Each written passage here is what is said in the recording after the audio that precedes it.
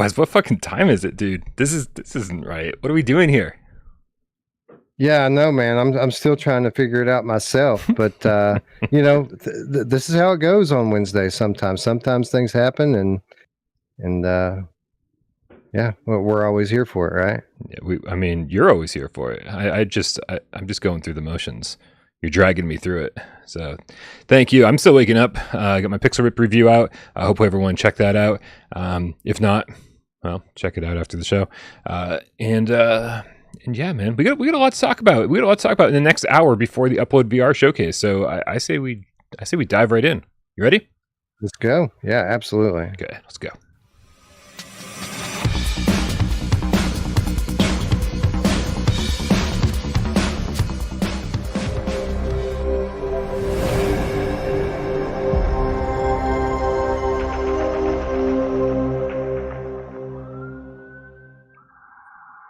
Sirens on my end. This is PSVR GamesCast Live, where we film live every single Monday, Wednesday, and 2 Wise Friday right here at 1 p.m. Eastern, which is 7 hours before I normally wake up. We do it live for your viewing pleasure on YouTube video style. If you like to listen with your eyes, if you like to watch with your ears, we do it on podcast services of your choice. Wes, I don't get that line out perfectly unless I'm wide awake, which I am now, and I never am at 6 p.m. So you got good Brian today instead of like ready for bed Brian. Well, I love good Brian, but I also have grown kind of fond of ready for bed Brian. He's snuggly. That's what I hear from a lot of different people, honestly, like an alarmingly... The list is long. Yeah. That's what I hear. My name is Brian Paul from the channel right here, PSVR Without Parole. And the gentleman over here to my right, hanging out in... Are you in Star Wars land? What is this? I got to bring up full screen here. Where are you? Yeah. Tales from the Galaxy's Edge? I'm coming... Yeah, I'm coming to you live from the Galaxy's Edge today. It's Wes Dillon from Virtual Strangers. If you guys don't subscribe to Virtual Strangers, you should. Click the link in the description below. That's where Wes and his non-Brian friends all talk about VR-related goodness. It doesn't have to be PSVR2, but it always is better when it is. Anything good happening over there on Virtual Strangers lately, Wes? Yeah, only like a million games coming out. We just did Game of the Month, and I made a huge mistake, by the way, which we'll talk about a second ago. But we did Game of the Month this past Sunday on our show, and typically we'll have 4, maybe 5 games on each platform. Some months it's slower, and we'll have a bit fewer. But this month, the platforms had 7, 8, and 9 games each for the Game of the Month, and that was just the notable ones. There was even more than that. And actually, on that note, after we did our PSVR2 Game of the Month, we chose Red Matter 2 for obvious reasons. It's an amazing game. Mm-hmm. But I was informed after the show that we forgot about a very notable release that came to PlayStation, that being Beat Saber. And yeah. That's classic, right? When there's so many games that you forget about one of the biggest. Yeah. Right. Well, I mean, it wouldn't have won anyway. Well, not on your channel. Sure, it certainly wouldn't. Bunch of Beat Saber haters. Oh, guys, we have breaking news just dropped over on the PlayStation YouTube channel. It's so breaking that I don't even have all the information that I need to discuss this. But it looks like Cyborn Games just dropped a Hubris trailer. They did on the PlayStation. I was literally typing it to you, and it's in the chat. And it's the release date announcement trailer. So I'm going to bring that up here. Let's go over to the full screen and check this shit out. How do we do this? That's not it. Here we go.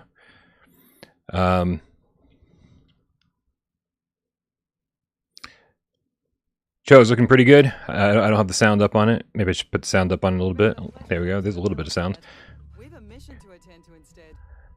I didn't even check to see how long this is. A couple minutes, I think. All right. A minute and a half, 2 minutes. we don't stop them here and now, it's a matter of time before that Uran venom spreads all over. It's looking real good, man. It's looking real good. I mean, I don't know what the release date is because I'm assuming they put the release date at the very end of the trailer, as always. But that's We clearly don't have the time. but just knowing that it's coming soon, I'm guessing. Yeah, well, I mean, I am privy to when this game is coming because we've been working with them at Impact Reality, and it's coming a week from tomorrow, actually. A week from tomorrow, so that is the 22nd. That is correct, the 22nd. Wonderful. That's awesome. What was you've obviously played this over on PSVR. What were your feelings about it over there? I liked it. I liked, and we've talked about it a lot. I feel the gameplay is kind of similar. Well, the gunplay, I should say, is kind of similar to the game that I'm coming to you from today, Star Wars Tales from the Galaxy's Edge. Mm-hmm. But it's a little bit different. There's a bit more platforming, a bit more exploration type stuff. It's a story-driven linear game with very high production values. It got a bit of mixed reviews on PC. I mean, it was mostly positive, but expectations were so through the roof for the game. People thought it was going to be like a Half-Life Alyx type thing, and forgot that this is a game coming from a pretty small indie team, and the production values were on that level. But the gameplay needed polished up a bit. The good news is that this version that's coming to PSVR2 is an upgraded version of the game. So there are new features, and it does take full advantage of all of the PlayStation VR2 specific unique features, like the adaptive triggers, the advanced haptics, it makes use of the eye tracking and foveated rendering to bring a even more highly detailed visuals than on the PC version. But in addition to all that, they're adding general gameplay improvements, like they redid some of the voice acting. There's a new dynamic ambient soundtrack, and there's new reload mechanics, new iron sights. They revamped the AI and rebalanced the gameplay on all difficulty levels. I mean, we're getting kind of the Hubris Plus on PlayStation VR2, and it was already a solid game. So that's something to be excited about. That's what I like to hear, especially since we know that the plans for this game are grand. The developers have been talking long before the game came out that they have 8 games planned in the series, which is always scary to hear. But when a game comes out and it looks this good and it has all the mechanics we're looking for in a VR game, and then they actually take the time to listen to the feedback and address all these things, that gives me a lot more confidence about their ability to sort of move forward and actually deliver more games in the Hubris series. So this is what I'm looking forward to. I'm looking forward to this one. I'm looking forward to whatever they do next. Yeah, agreed. And again, it was very good on PC. I think that if people had more realistic expectations, that it would have been unanimously good reviews across the board. But they've even updated and iterated on that version. And the funny thing is that all of these updates that I'm talking about with like the soundtrack and all that stuff's not coming to PC for a while. That's going to be those general improvements are going to be exclusive to the PSVR2 version and the Quest version, which also launches next week for a little while, and then PC players will get that a little bit down the road. The Quest version is launching next week too? Wow. That is correct, yeah. Very curious because, I mean, I've played this game on PC, I played this demo on PC during the Steam VR Fest and thought it looked beautiful. And I was like, wow, if the PSVR2 can match this level of quality of graphics, I mean, people are going to be real happy with these smaller titles for a long time if this is what we're about to see. I'm very curious to see. It's obviously a very talented team. Very curious to see how this holds up visually on the Quest 2. I'm sure it'll look just fine. For obvious reasons, I can't really speak on the Quest version. And again, it is a standalone version, so with that, people should have certain expectations. But with that said, I was able to play a standalone version of this on the Vive XR Elite when I was in Las Vegas for CES, and I couldn't believe that it was a standalone version. Like it didn't look quite on the level of the PC version, but it was very close. It was impressive. Basically, I've been impressed at every turn with what Cyborn's been able to do with the hardware that they're presented on. And yeah, you would think that they're a lot bigger studio, given the results, that come in the final product.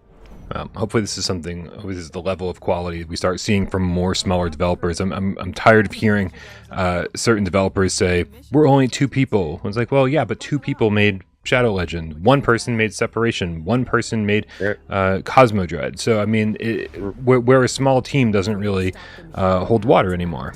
So, Red Matter has just blown all of that out of the water. Yep. 2 people and then like 2 contracted people, so like you could say a team of 4, but like 2 full-time people. I mean, just fucking crazy, dude. Yeah. We got Luca Atanasio with the €6 with an emoji. Emojis never come through right on the screen for some reason, but it was a lemon character and a baby lemon jumping into the air to do a high five. It's adorable. Thank you, Luca. We love you. Abdul Jabbar. Kareem? Says, Brian, my main man, big bro. Always wanted to be a big bro. I've been asking this on the comments, but I'm a little bro, which is always, I felt so just, I don't know, too submissive for my tastes. You know what I mean? Do you have any siblings, Wes? I have 2 younger sisters. Oh, so you're the dominant force of the siblings. Yeah, you would think that, but that's not the case at all. Okay, so maybe my imagination is not accurate. What it would be like to be a big bro. He says, I've been asking this in the comments, but no response. I've seen it, and I'm terrible. I've been trying to like respond to everybody, and I see it, and I go, I'll get back to that. Maybe I'll like try to do research before I respond to some people. He says, I want to know if we'll be getting an upgrade for Exorcist Legion VR on PSVR2. That's an excellent question. Wolf and Wood doesn't like me very much. That's probably the correct answer, is that they, once upon a time, I tried to get, who's the head guy over there at Wolf and Wood? Ryan Boosfield or something like that. We scheduled an interview to talk about The Exorcist in a chair in the room, Greenwater, and Hotel R&R. And he seemed down until he was like, can you give me some sample questions that you'll be asking? And I was like, yeah, sure. I'm going to ask you why these games are still broken on PSVR. And he was like, you know what? I don't think I can make it. I was like, that's a suspicious time to cancel after you find out that I'm going to ask you hard questions. And so they don't really respond to my emails the way they used to, because they know I'm not going to like put up with their shit. They make great games. I really hope we see all 3. Was it 3 games? Is it Exorcist, Chair in a Room, and Hotel R&R? Were those the only 3 on PSVR 1? I want to say yes, but I also know that they have their hands in a lot of projects that are published by other companies. So okay. I'm not 100% sure on that, but yeah, those are the 3 that comes to mind for sure. Right. And with that said, Exorcist Legion VR got a significant graphical upgrade just about 6 months ago on Quest. Mm-hmm. Now, again, that's on Quest, and I only know about this because of my dealings with Fun Train. So I don't know if Wolf and Wood had anything to do with that specific upgrade, but it was upgraded on another platform fairly recently. Yeah. So the PSVR 1 upgrade wasn't that long ago either. Like I played through it. It must have been about a year ago, which was way after the game came out, and it got some really good improvements on PSVR 1. Some control issues and some visual effects. Like there were demons where you didn't see them before. So if you were fast with your flashlight, you're like, "Whoa, I saw something that I didn't see before." But yeah, so I mean, despite my complaints about some bugginess. I love their games, and so I really do hope that we'll see them on PSVR 2. They have nothing to do with Exorcist Legion VR Sin, which is their kind of take on Phasmaphobia, it seems.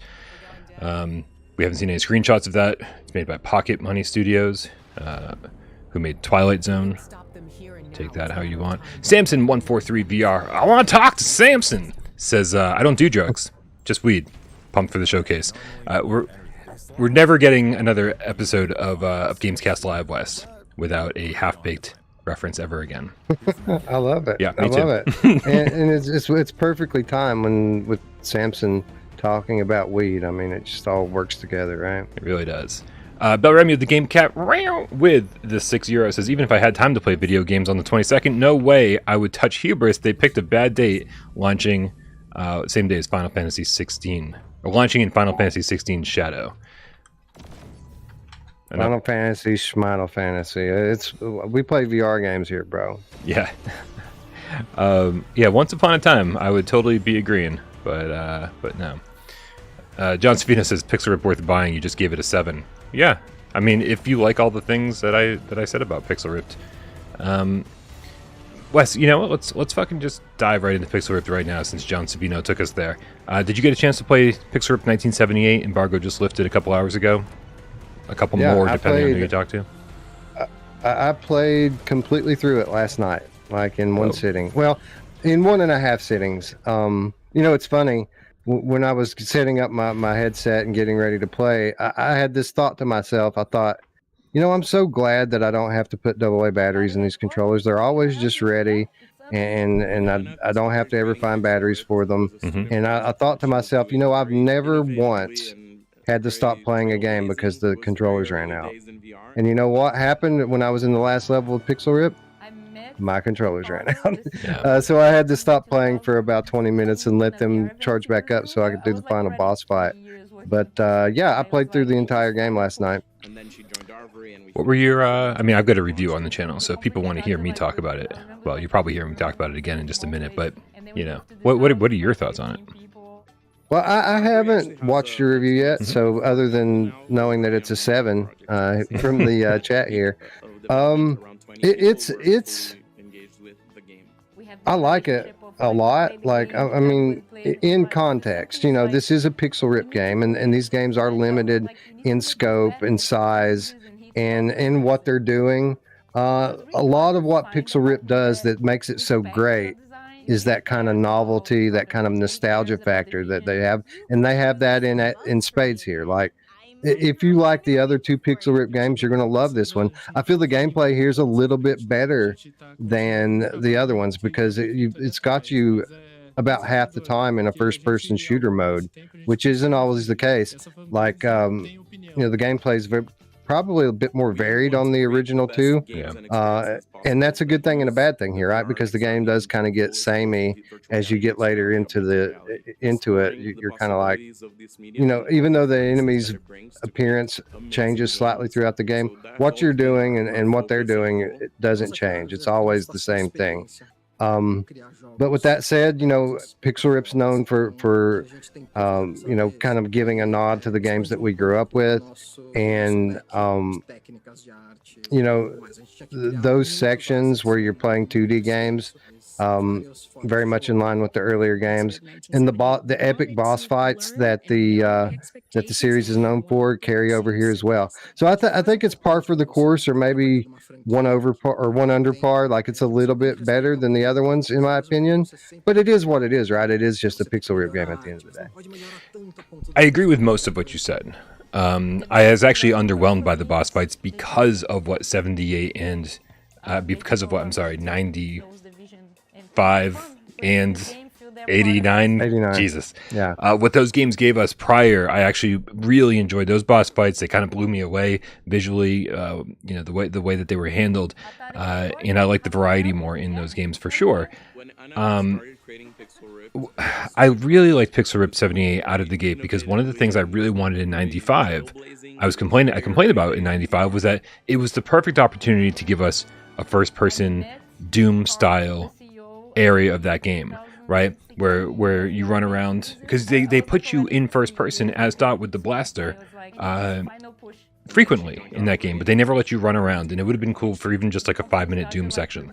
And I was shocked that they didn't include that. And so the fact that they let you run around first person as Dot or Bug, I don't know, and blast things, I was like, oh, cool. This is what I wanted from the last game. And so right off the bat, I enjoyed it more. And then my enjoyment sort of diminished over time. There were highs, right, but there were lots of lulls instead of lows. There were highs and lulls, which was a little disappointing. So it ended up, I think, being my least favorite one, even though at the beginning I thought it was going to be my most favorite. Yeah, I could see that. Again, the gameplay, it does get a little repetitive as you get later into the game. I think what really carried me through in the later levels is just how cool looking the last two levels are. Like the what you think is going to end up being the last level, and then the actual last level. The aesthetic is super cool, and I don't know how much I want to talk about, what it is about those levels that I like, but I thought the last two levels were really cool, and I just enjoyed being in them, even if the gameplay was repetitive and button spammy or whatever. Yeah. But no, I liked it.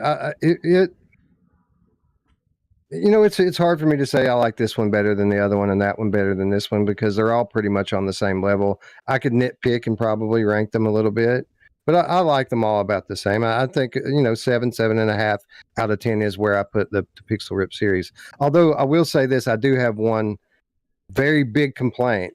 It's the coolest thing about the game, and then the uncoolest thing about the game at the same time is the voice cameos. There's always voice cameos in every game, or sometimes even video cameos. So I'm going through this thing, and the phone keeps ringing, right? And every time you pick it up, there's a content creator on the phone. So like, I pick it up, and Brian Paul's on the phone. I pick it up, and AJ's on the phone. I pick it up, and Miles Dyer's on the phone. My VR Crewcast co-host Gamertag VR's on the phone. Skeeva's on the phone. Eric Masher's on the phone. My friends, like I could name 5 other friends. Where's the Wes voice cameo in this? Like literally everyone around me except for me. So this is the worst game I've ever played, and screw this game. I'm just kidding. It's a good game, but I was wondering, what the hell, man? Everybody except me? That's a little weird. Yeah, I was actually, like we were kind of like sworn on under NDAs and stuff, not to talk about this stuff, and so like I didn't even mention it to AJ until we sort of like hinted around to each other that we were both doing this, and same with Miles, of course. So and actually behind the scenes of the initially. It sounded like Anna wanted Miles and she wanted you to pick up the phone and hear a conversation like that was midway already happening between me and Miles. And so like that was supposed to be our thing. And then when she ended up sending the script, it was just me on my own. But so I was wondering if you guys had any input into the script, because some of them, a lot of them were alike, but some of them were super original and funny. And I was wondering if they let you go had any kind of back and forth with you all. I have no idea. I just do what people tell me to. So it was Denching Act says bump it to 7.5 when the West DLC drops. I like it. There we go. Yeah. We'll make it an 8. Yeah. Very curious. I'm very curious to know what other people will think of Pixel Rip, though, because I feel like, it's like retro gaming is, it's a big niche. But VR gaming is a niche, and then you look at pre-NES retro gaming, and that's like the smallest niche there is, right? And so they took this VR niche, and then they said, well, for the people who are interested in the smallest niche of retro gaming, here you go, here's your game, and it's just like, whoa, right? Like 89 and 95 made a whole lot of sense. 78, I'm like, I don't know about this one. And I think because of the limitations of like something like the 2600, which they already took a lot of liberties with, they created this Metroidvania style world on the flat screen that there's no way the 2600 could ever do, which is fine. I'm okay with taking liberties, right? Shovel Knight took liberties. I fucking loved it. And so, it just seemed like a strange direction to go for the third game. I would have thought they would come closer to the current day, but I think that closer to the current day you get, the harder it is to make games, right? I think they did all right, given the limitations of the Atari hardware at the time. You're right, they do take some liberties to make sure that the gameplay that they're emulating is fun. But with that said, when you go back to the furthest point back in time, like it has you jumping around in time a lot. When you go all the way back to the furthest point back in time, that was a little bit basic for me. It's like, really, we're going back to these days and we're going to emulate it. Now, they did find a creative way around that so that there is some kind of, nuance to the gameplay.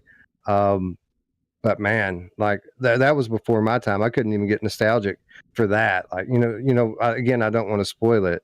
But it went a lot further back than even I was expecting. Dude, I had a hard time not spoiling shit in my review because I feel like the game gets more creative the later it gets, and like I couldn't show any of the last hour or so of the 4-hour game just because if I did, I feel like I would have spoiled something. Yeah, that's the best. It gets when that last level is awesome. Yeah, just when I was like, oh man, okay, I've had enough. Then it goes, here you go, and I go, are you doing this right now?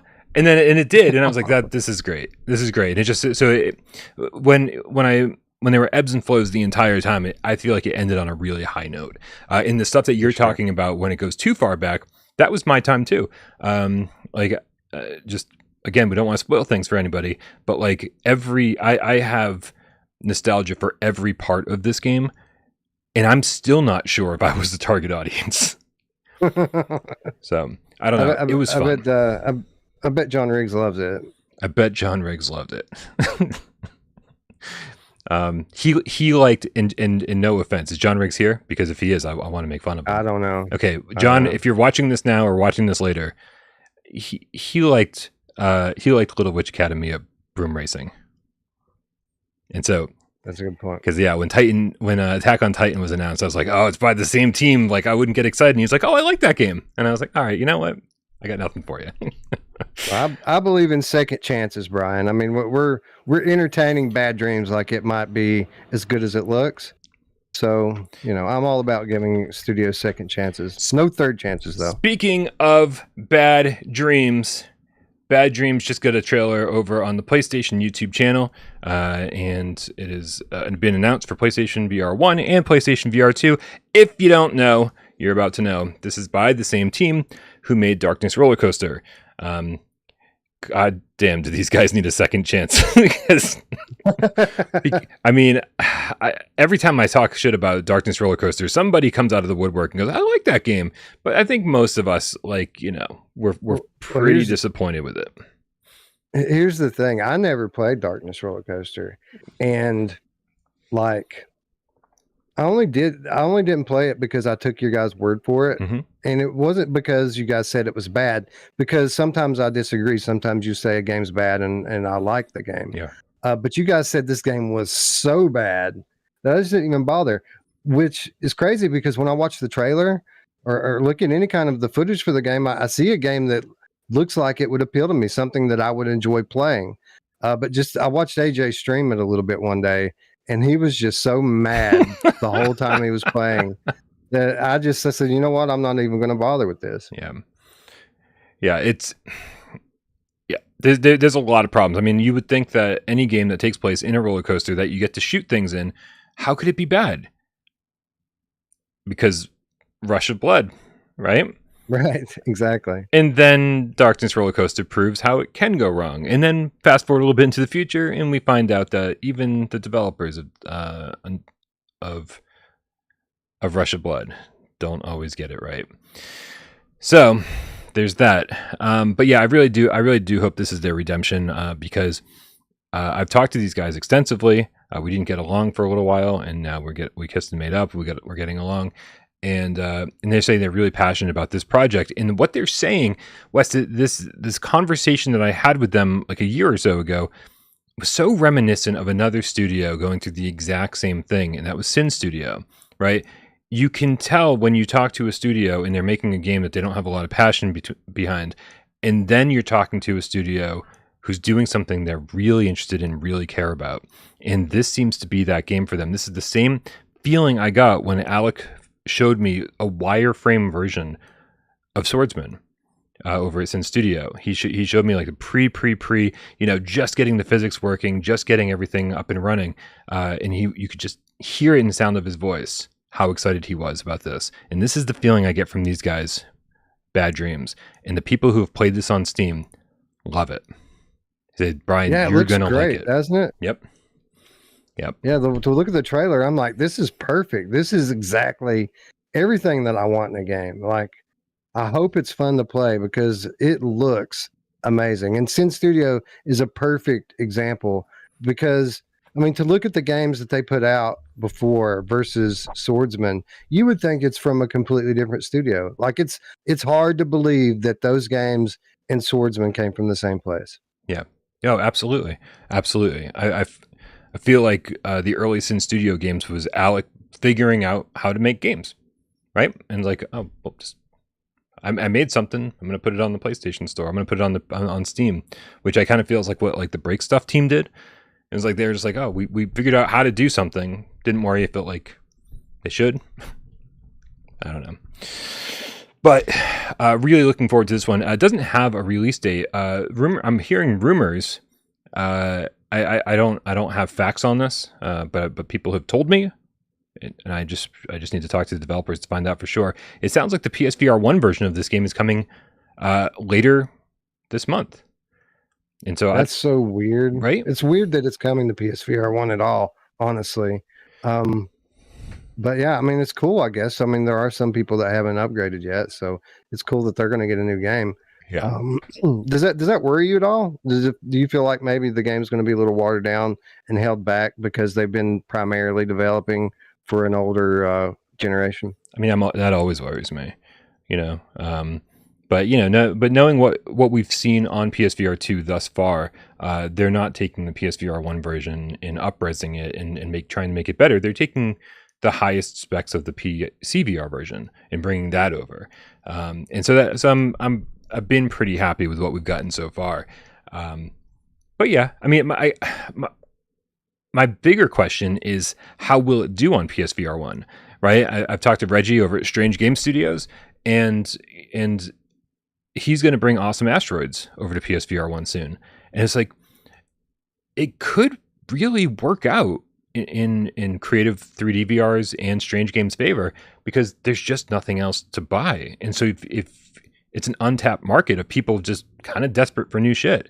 And so like they might just buy anything, good or bad. That's true. You know? Yeah, the people that are still engaged and still active with their PSVR ones that haven't bought a Quest 2 or a PSVR 2 and haven't put their PSVR in the closet at this point. Yeah, it's cool that they get new games. Like I like it for them. I'm happy for them. But at the same time, like, why haven't you sold a kidney and upgraded at this point? PSVR 2 is the coolest thing ever. Literally my favorite headset or my favorite piece of tech ever, I think. Yes. I love it. Yes. All right.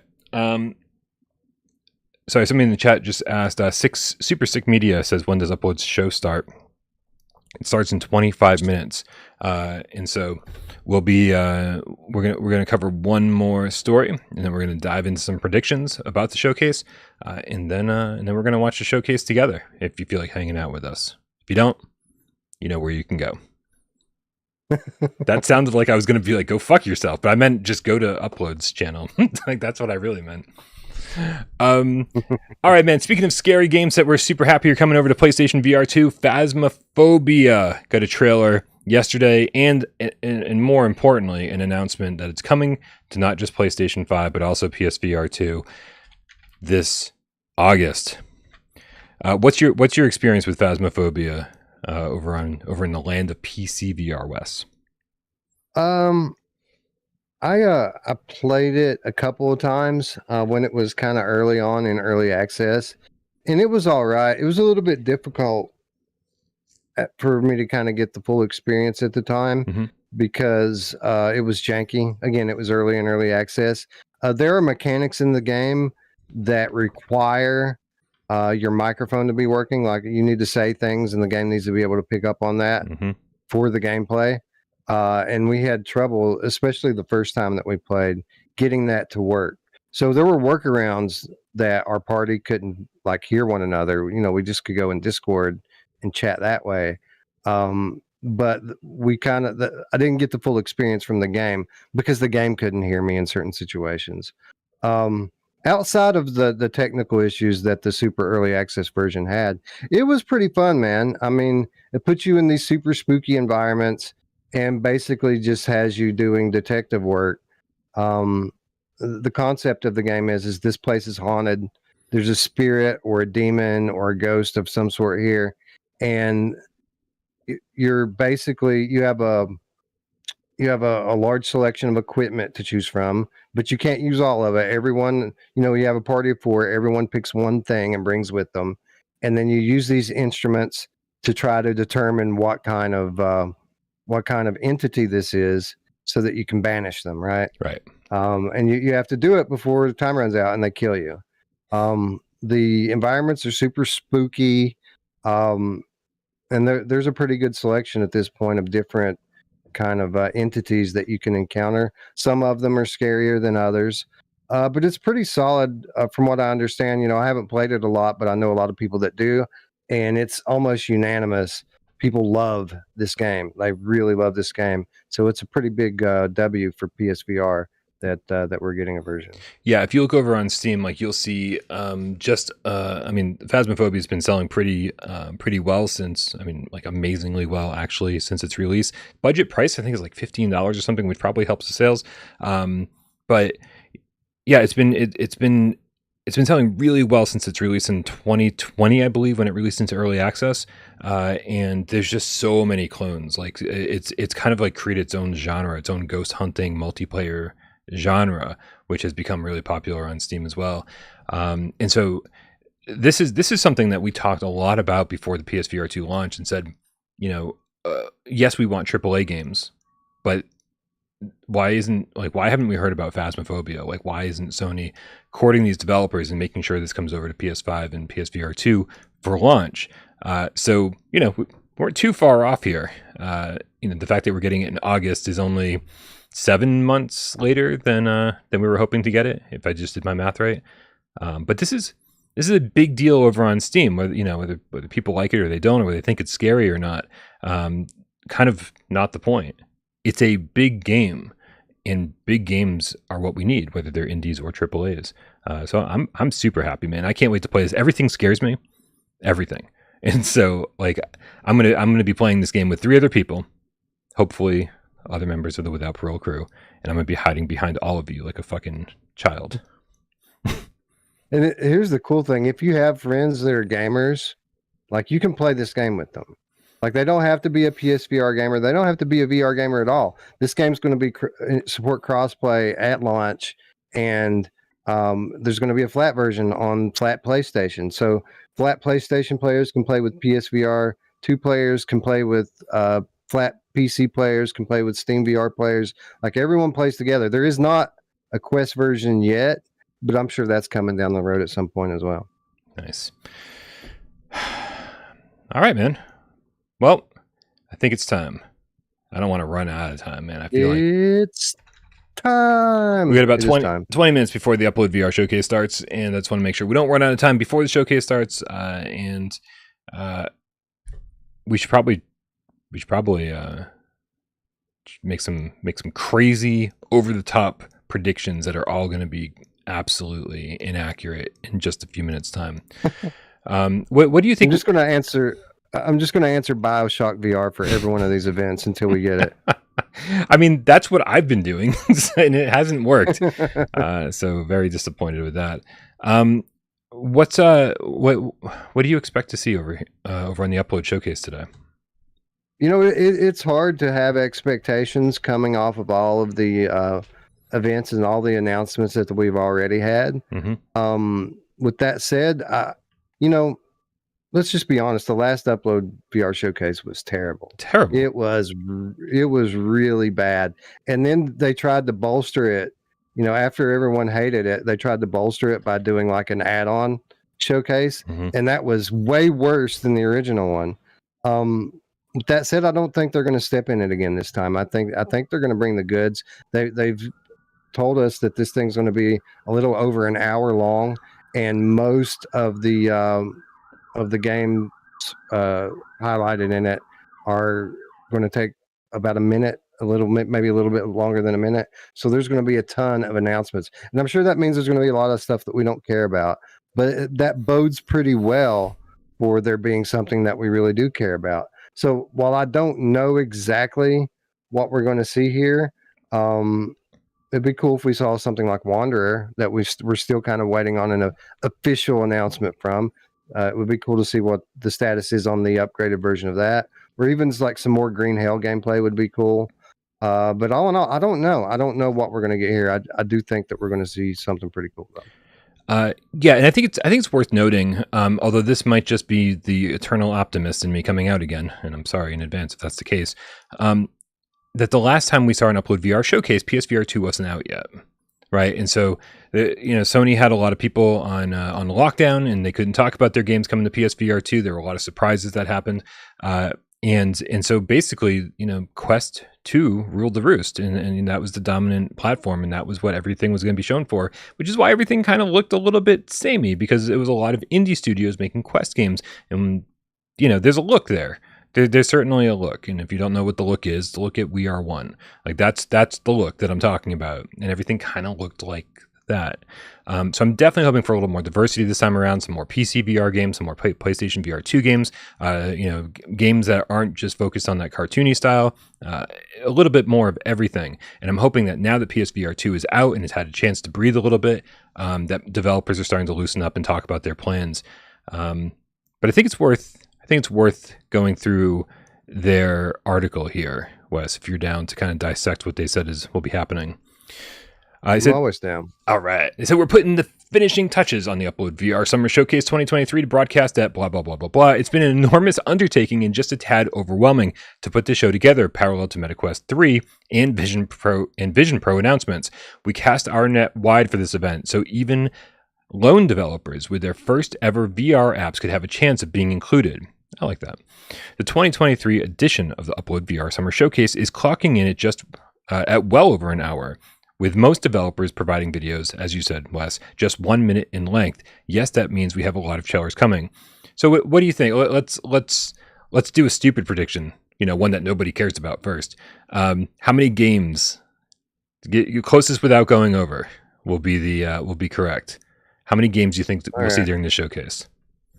Well, just going by off of what they're saying here, I don't think we're going to get like 60 games or anything, but I'll say, based off what they're saying, maybe like 35, something like that. Oh, okay. I was going to go crazy. I was going to say 50. So you say 35, 50. I'll say 50. I might be going over. $1, Bob. Yep. I think those rules should apply. Somebody in the chat should take $1. That should be their guess. Okay. So I said 50. You said 35. Excellent. I can't wait to be wrong. They continue and say, we're so thankful to our returning developers who've supported us across multiple events. The resulting presentation ranges from world premiere trailers to some of the VR's biggest studios to new ideas fresh into the world. Why can't I read today, Wes? From a single developer's mind, we'll have appearances. Here we go. From our sponsors, including nDreams. Let's take these one by one. nDreams. Do you think we'll see anything new, or do you think it'll just be like more Synapse footage? Well, I mean, if they're a sponsor, knowing, it's kind of difficult for me to say, because I do know some things that are coming and I don't know some things that are coming. I think it's highly likely that with nDreams being a sponsor, that we do see more than one thing from them. Now, will we see anything new? I don't know about that. Yeah. I don't know if we'll get a new game reveal, but we already know of 3 or 4 things that are in the pipeline with them already. So I would be surprised if we saw like a big new game announced here. Yep. But I do think we're going to see some cool stuff from nDreams. I hope we see stuff like, we were very fortunate and got to play the Synapse demo last week, and it was a lot of fun. But I hope that this, whatever they talk about today, reveals more about people's bigger questions about the game. Because some people are concerned, do all the levels look the same? Is the whole thing like this? Like, do you play the story segments that are in full color, or is that kind of just very linear stuff happening? Like, how much of the game is this and how much of the game is that? I feel like there's still, despite the fact that we've went hands-on with it, even we have a lot of questions. So I hope they answer some of those questions today. Yeah, it's kind of a weird thing that we don't often see in our space, where, a handful, maybe 15 or so different content creators got access to the game. It was unanimous, off the charts. Everyone loved the demo, but we all still kind of have questions about it, right? Like, yeah. Is this going to sustain through a whole 8 to 12 hours of gameplay? Is it going to be fun the whole time? We don't know that yet, but so far so good. Before we move on, Waleed is now a game cat, specifically White Tiger with the Canadian, 550. Says, hi guys. Hi Waleed.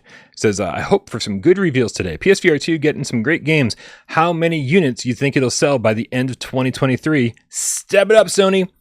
That's a good question. How many units do you think PSVR2 will sell before the end of 2023?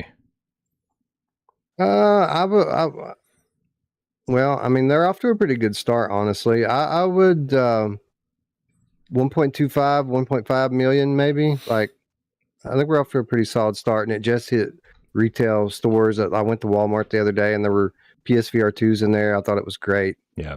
I think that we're going to see a big pop. Like sales will probably dip through the summertime as VR things tend to go. But as we start ramping up toward the holiday season and the competition really kicks up between Quest 3 and PSVR 2, we start to get some real big game announcements. I think that we're going to have a strong end of the year, and I think 1.25, 1.5 million is certainly within reach. Yeah, I mean, the numbers that we saw directly from Sony point to it closing in on, because we only saw like the first few weeks or whatever it was, and so like, you know, if these lines continue and project the way that I think they would, we're already closing in on 1 million, and depending on what they do between now and holiday. If they announce some big fucking games, AAA games, Half-Life Alyx, people are still waiting for. If they announce something crazy like Grand Theft Auto, I mean, again, very fucking optimistic over here. If they do anything like that, yeah, I could see sales skyrocketing and 1.5 easily. But we'll have to see.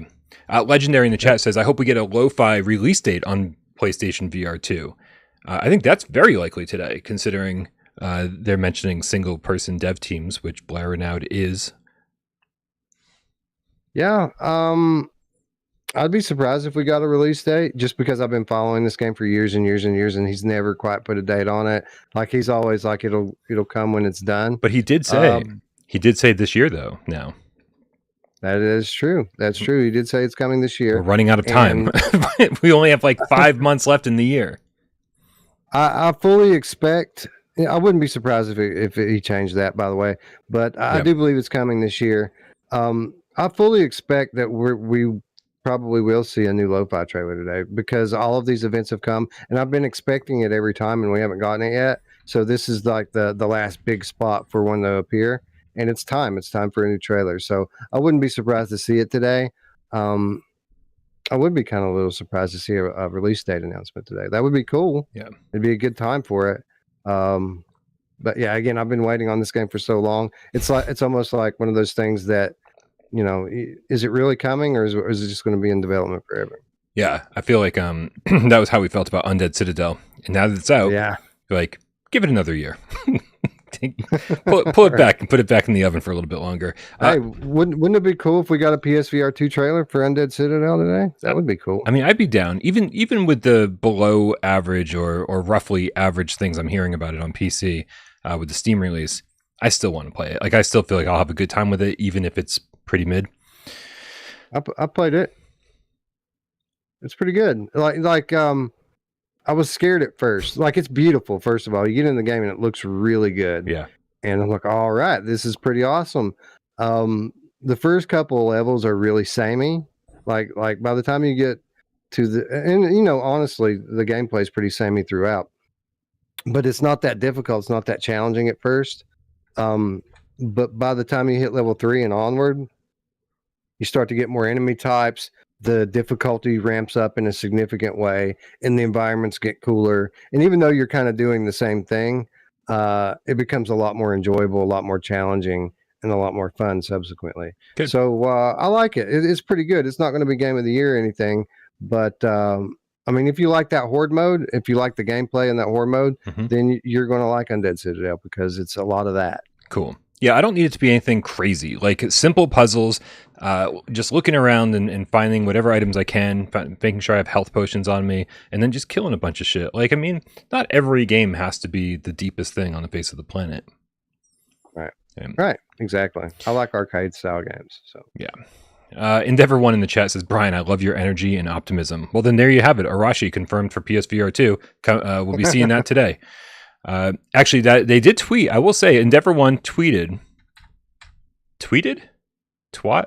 Well, let's go with tweeted. Twatted? Yep. They tweeted a picture of something, and it looked like it was like a bird that was overlooking the Arashi, like kind of hub area, the garden there, and that without much context. And so who knows? Maybe we could see something Arashi related today. That would be awesome. Alejandro D, Cat Allergic Game Cat, with the $2 tip says, when are we getting our PSVR2 without Parole Game Cat showcase? So typically we do the Game Awards. We do the PlayStation VR Game Awards at the end of every year. We didn't do it for like the last 2 years because, I mean, shit was just so depressing. But like definitely expect that this year again. Perp Games is always down to team up and get that shit out. Like they handle a lot of the animation work, or they pay for a lot of the animation work to happen. And I talked to all the developers and get a bunch of game reveals and stuff. So really hoping I can get that out in December, and we can have a nice big awesome without Parole game event. Reveal trailers are so last gen, Brian. What we really need is we need a PSVR without Parole blog, so we can just post blogs when we learn about new games that are coming out. I'm down. It's the way of the future. Do I have to download LiveJournal again, or No. Does Tumblr work? I don't even know what people use to blog anymore. I don't know either. Where were we in this blog post? Not blog post. I'm just so used to PlayStation blog posts. Let's see. So End Dreams, we stopped on. Grimlord. Yep. I thought Grimlord was the name of a game. Is that not right? That is the name of a game. It's an upcoming Steam VR game that subsequently has had quite a few demos, or maybe not quite a few. It's had a few demos on Steam, and I hear great things about it. It's like a medieval RPG type game, first person melee style stuff with magic and spell casting, if I recall correctly. I haven't played it. Yeah. This is what I seem to remember. But a lot of people really like this game and are looking forward to it. So yeah. And the last I remember, this was confirmed for PSVR2 as well. So it's definitely something we want to see today. Alchemy Labs, which is obviously Job Sim, Vacation Sim, and Cosmonious High. What would we see from them today? Job Sim 2. It makes sense. You've been on vacation. Mm-hmm. Time to go back to work, right?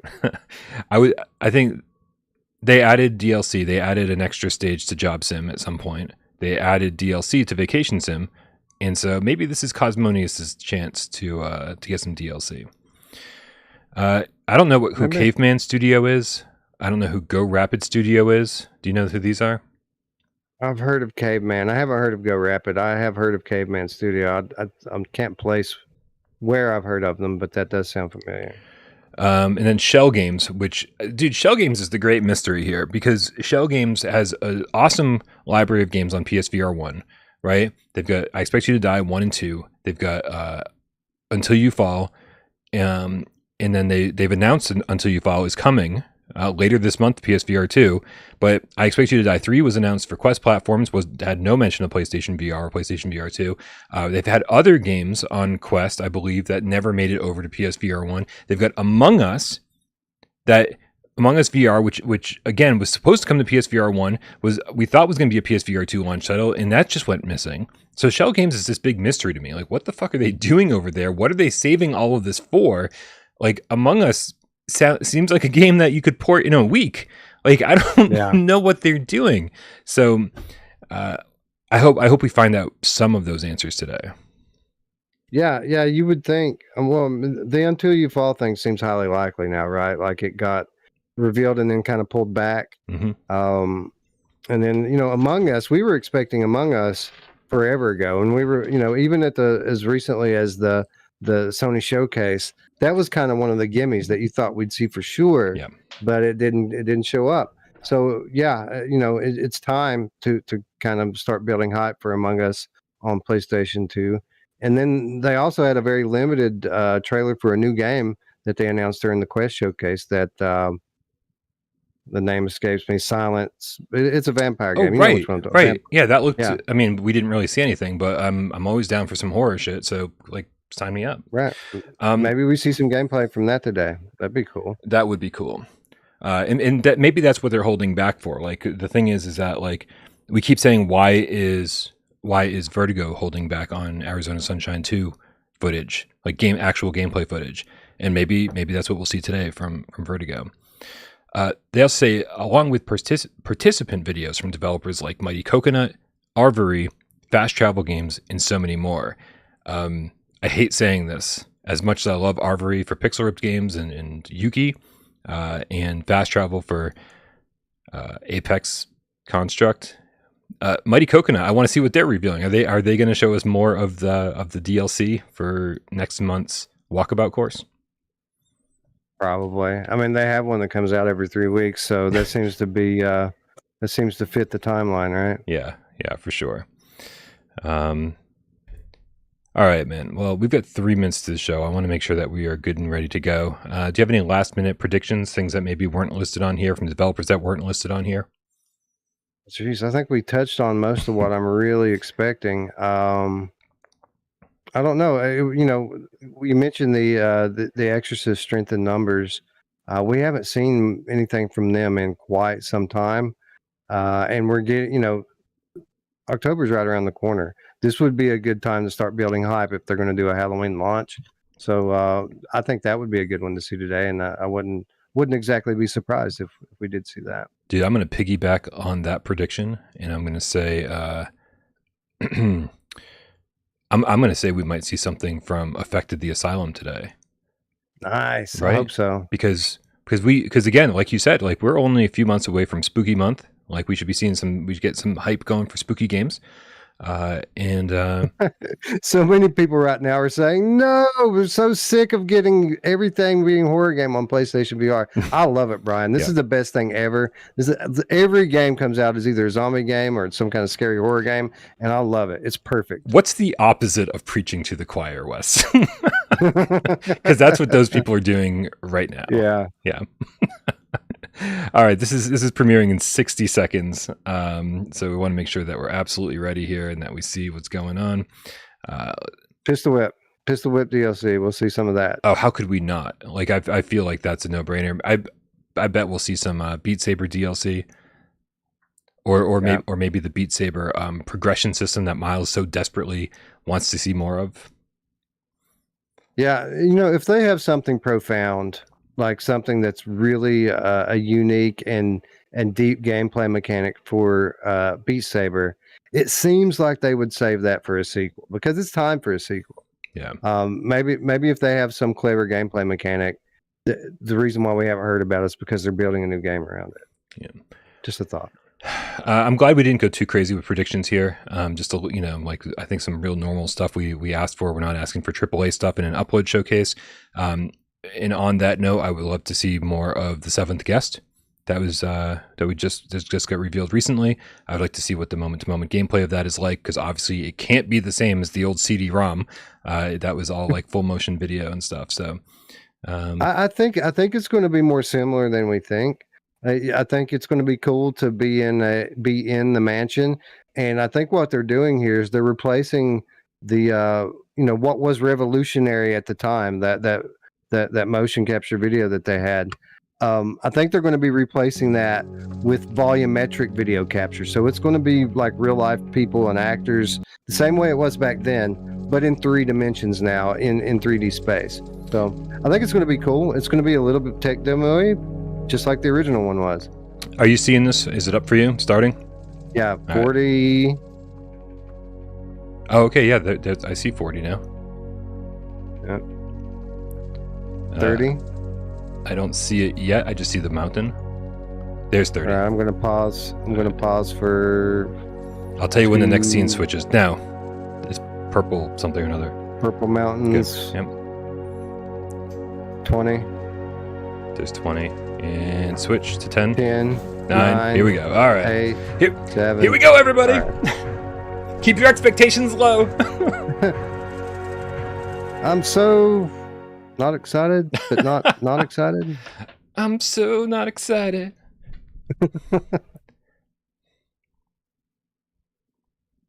Jamie Feltham. No, I'm just kidding.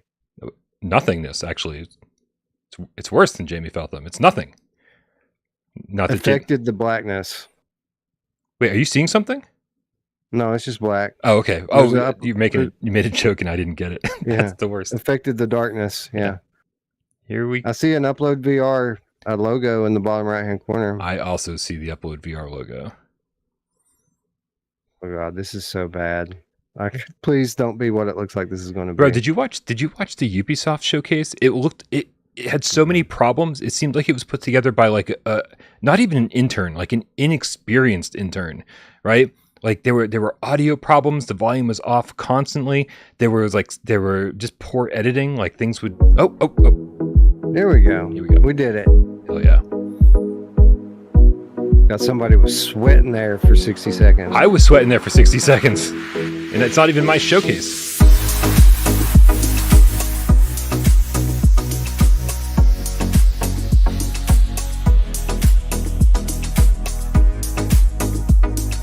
This kind of looks like Pistol Whip DLC, to be honest. Kind of sounds like Synth Riders DLC. Right. Oh, how about Kluge? We haven't heard anything from Kluge in a while. Oh yeah, good point. We could use some DLC from Kluge. Through that. Darkwing Chuck says it's an hour long because there's 45 minutes of nothing. Yeah. Old Darth, it's about an hour, or well over an hour, 3, they said. How many countdowns 2, do we need? 1. This Go. is the real one. For real this time. Middle Cities DLC. Sandbox. Okay. Bring it over to PSVR2, and I will care. Because This is one of the most chill games ever, dude. Like, if you're looking for a challenge, this isn't it. But if you're looking for something that's just fun to do and relax, like, this is absolutely a game to get in and just, like, take a load off and forget about life for a little while. nice. I think this is the Cities game that I want then, because I tried to get into Cities VR, the fast travel one, and like Yeah. I just wasn't patient enough. Like this looks like more my speed. Yeah, it's definitely it's the polar opposite of Cities VR. Like, everything you don't like about Cities VR, this has none of that. Nice. Good to hear. All right, Sandbox update. Endless Cozy Creativity, June 29th. Excellent. We're off to a good start. It's very cozy. That's a good word.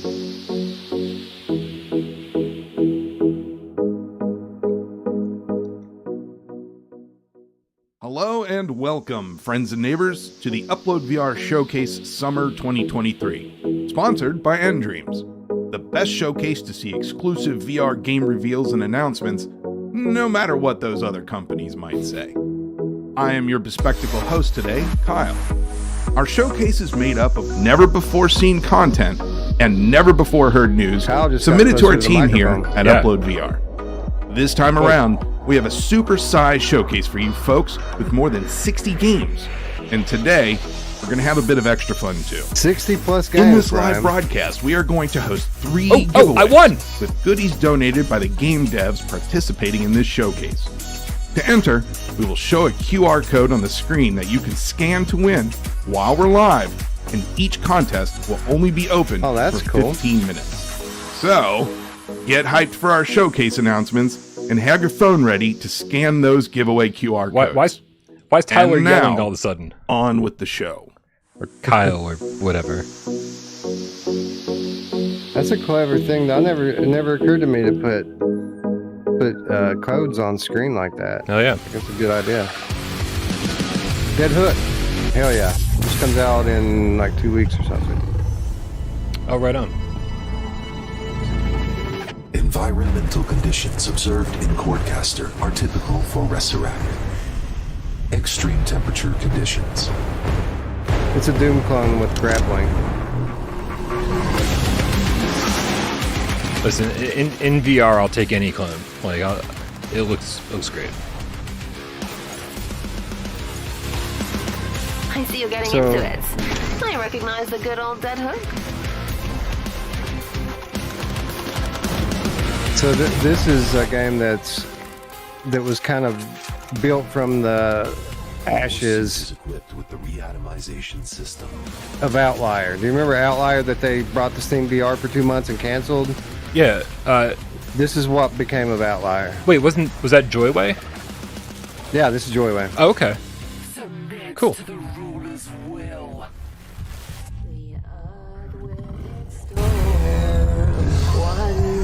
Adam, can you hear me? Almighty, thy power had found it of old. Adam, wake up. Hard to get excited from a PSVR2 standpoint because they haven't even brought Stride over yet. So Yeah. Joyway's a company that... Hi, this is Josh on behalf of Joyway Studio. We are glad to be back at the showcase. Join us in crushing the skulls of Infernals in Dead Hook on June 29th. Now, moving on to our upcoming multiplayer title. Stack.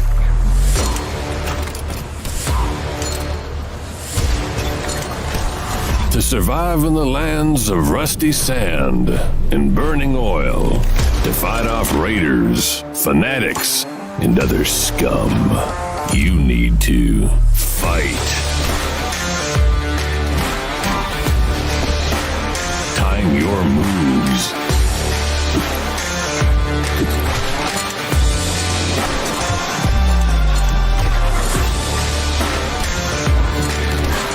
And come out victorious.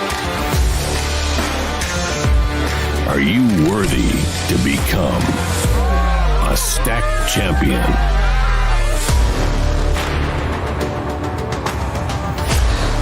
I'm already liking this showcase better than the last one. Dive into the adrenaline-pumping disc action on June 22nd. Stack will be a paid game, but to keep the existing community together and to thank the early adopters, we're giving Stack for free to everyone who installed it during the app lab phase. That's all from us today. Just kidding. Please enjoy one more trailer. Red flowers. Oh no. Stride. Are we finally getting our story mode? In the jungle, there's yeah. only one law. Only the strongest survive. But the concrete jungle requires more than that. You've got to be smarter, faster, and sneakier.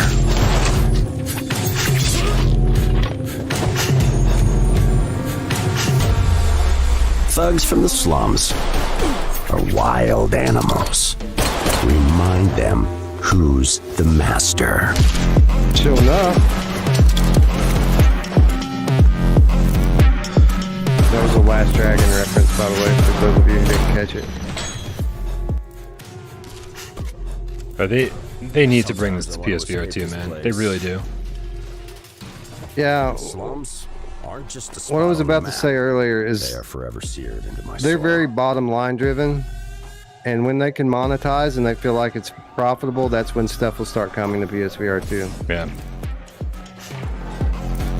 It's time to show everyone who is the king of the jungle. Like I bet that their upgrades aren't free. I bet they make you pay for it. That's just pure speculation, by the way. We'll find out.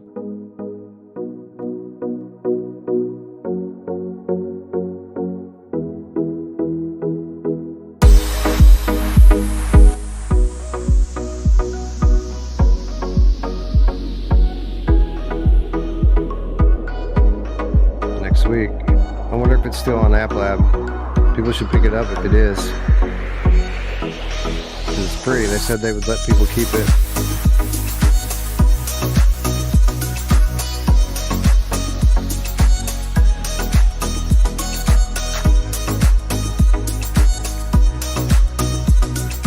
And welcome to your new arcade. Well, it's not new, but it's yours now. Arcade Legend? Maybe? Oh, I think I've heard of this. Yeah.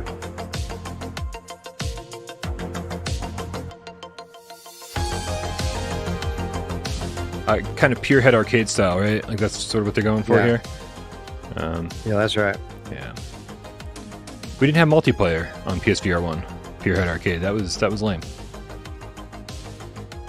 Yeah, I never understood that, why games like Carnival Games and Summer Funland didn't let you bring people along with you, you know? Yeah, that's half the fun.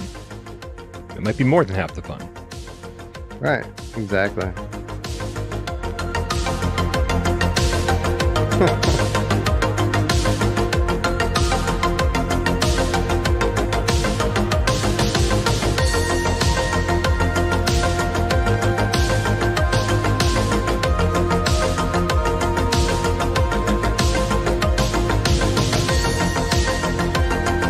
Axe throwing. Some outside the box thinking for an arcade game. Yeah. Why not bring zombies in the mix if you're going to throw axes? I mean, there's never enough zombies. How many PSVR2 games do you think we're going to see in this showcase, Wes? Or is it all going to be Quest? 3. 3. I'll go with 5.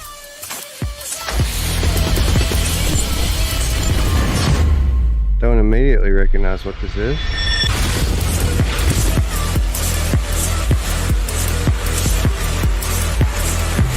The X8 maybe? I don't know.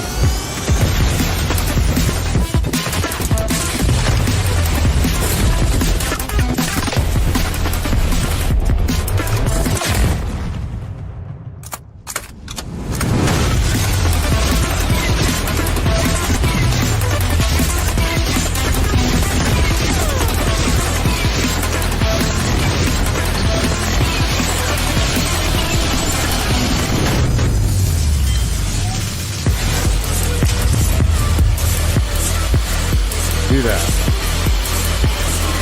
Alright. Play test now. Open alpha.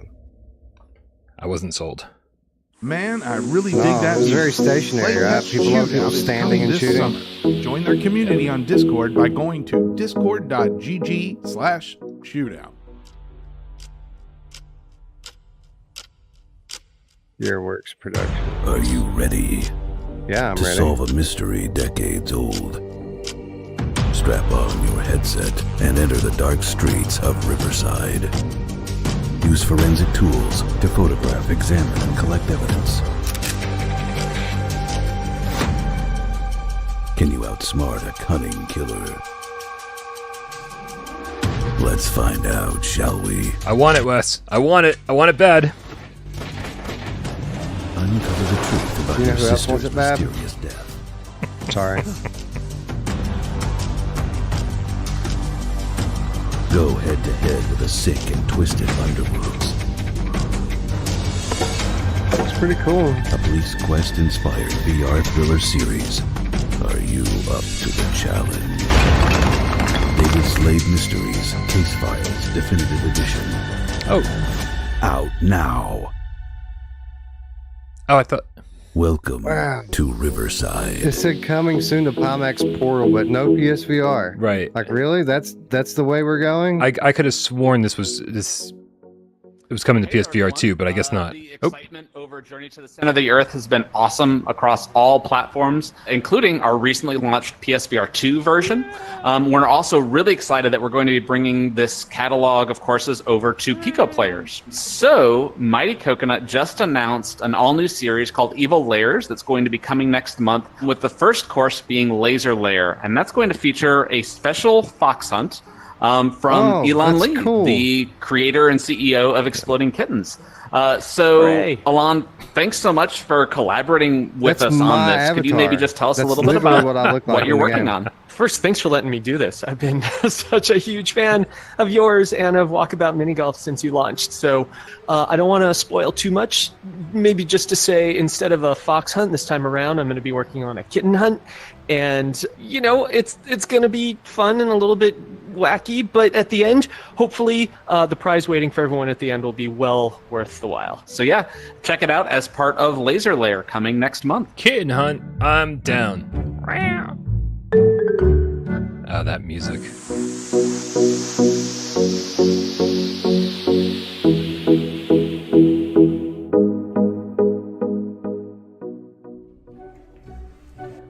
Oh. Oh, they better let you get inside the car. Oh, they better. Sorry, the sound in this showcase is all over the place, so I'm adjusting on the fly. Sorry if it's all messy.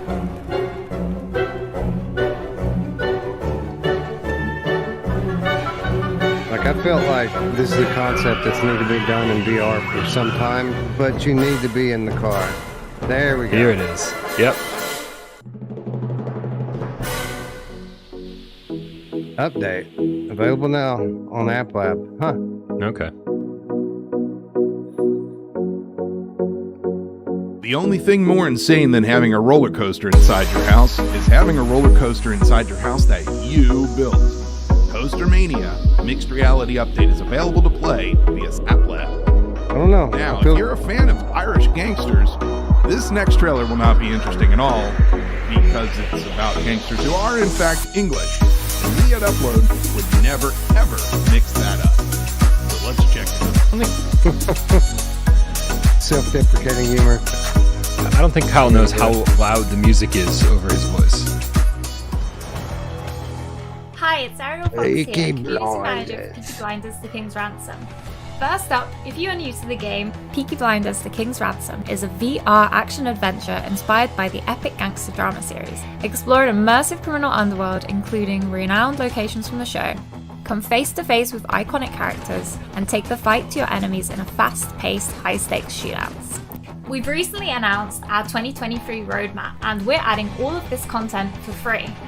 We've added brand new shooting galleries, new combat challenges, and new weapons, like the shotgun. And now for the fun stuff. Today I'm really excited to be able to reveal more details of some of the new content coming to the game soon. You're one of Tommy's most trusted soldiers, and he has some important new combat missions for you. These missions are fast-paced and action-packed. They also add some new story elements to the game. This one's a little bit more serious, if you know what I mean. You'll be fending off attacks from both the Winter's Children and other rivals in order to secure the Shelby's power once and for all. Next up, a brand new way to play the game. Later in the summer, we're going to be introducing an entirely new interactive social element to the game. This will allow up to 6 players to gather with their avatars in a themed social space in the Garrison pub, where you'll be able to chat, play minigames together like darts, and interact with each other. This will encourage elements of emergent gameplay amongst players, extending the experience above and beyond the narrative drama. Keep your eyes on our social channels, as there's even more to come later in the year. By order of the Peaky Blinders. You're gonna bring multiplayer into a game that's not there's no multiplayer modes? Yeah, that's another one that, like, I swear they said, yeah, PSVR2 eventually, then still here we are, no word. Where'd it go, games? Oh, never mind. So what you're saying is this isn't Arizona Sunshine 2? I hope not. Finally, gameplay! Here it is!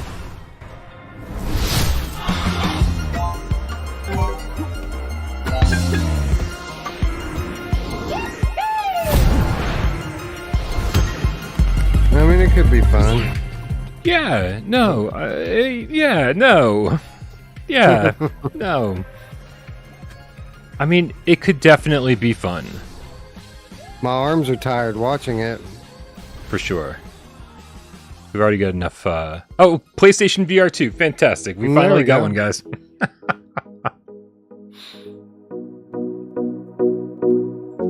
Yeah, no. Oh!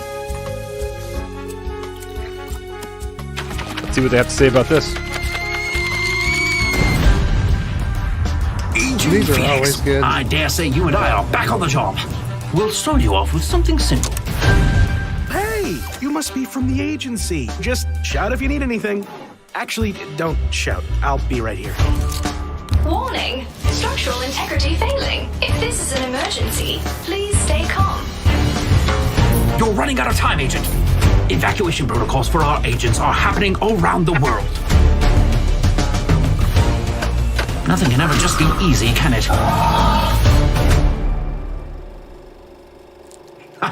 That's the Agent Phoenix I know and work with.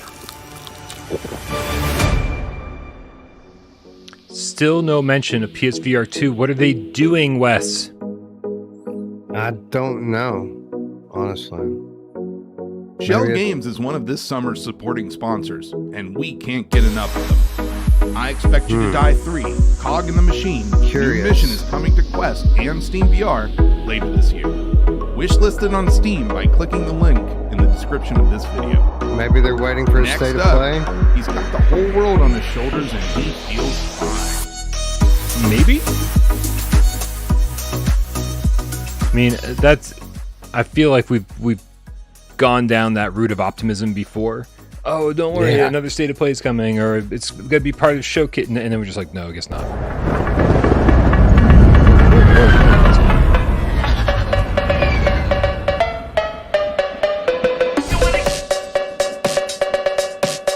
The new Battle Royale game, huh?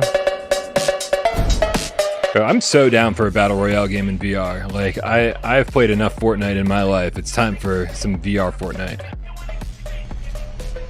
Show Tim Sweeney that it can be done, and we don't need his silly game.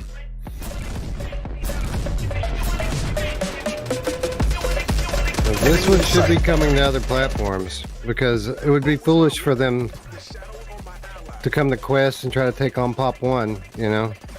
Yeah, it would be foolish to have a game, a Battle Royale game that typically has 50 to 100 people on a map and not get it as many on as many platforms as possible. But here we go. App Lab and Steam VR. Yep. Hopefully PSVR 2 at some point. They'll never let that on the main story, even if it's great.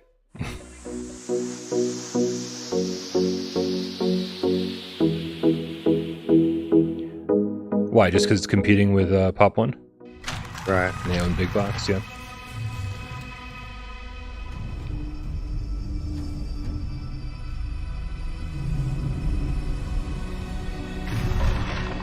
I'm digging the vibe so far. Yeah.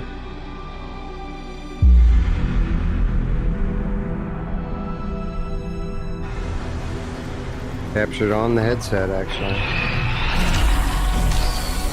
Genotype.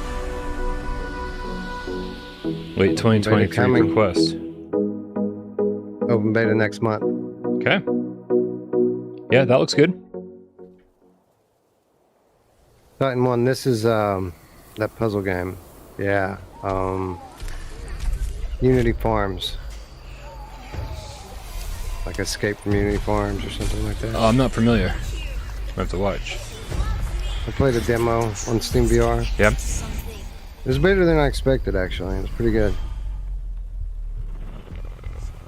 Events at Unity Farm.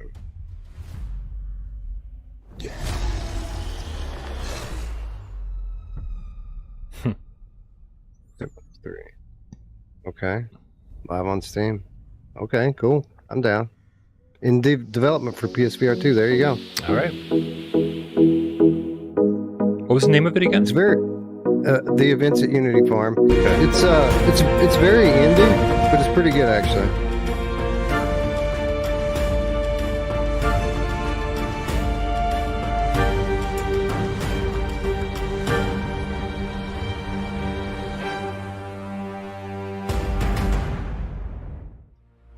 Okay. Going to close alpha and win a quest, bro.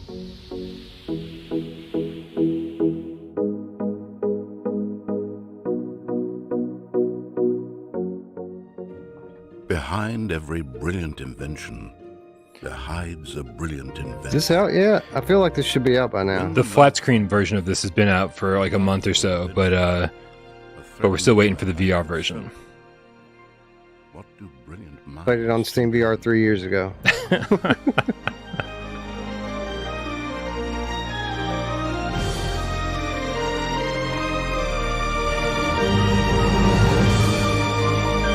It was cool at the time. I'll be interested to see how it holds up today. But at the time, it was very story-driven, high production value. You know, it's a slow-paced, kind of like Lemmings game, but dude, I'm all right. I'm glad it didn't come out for VR when the flat screen version launched, because we had just gotten Humanity. We had the last Clockwinder at launch, so it was like a lot of kind of like straight up puzzle games that this falls into the same category as. Give it a little time I feel to like time. Sorry. That's a good point. Timing's going to be important What is for a this game place? like that. How did I get here?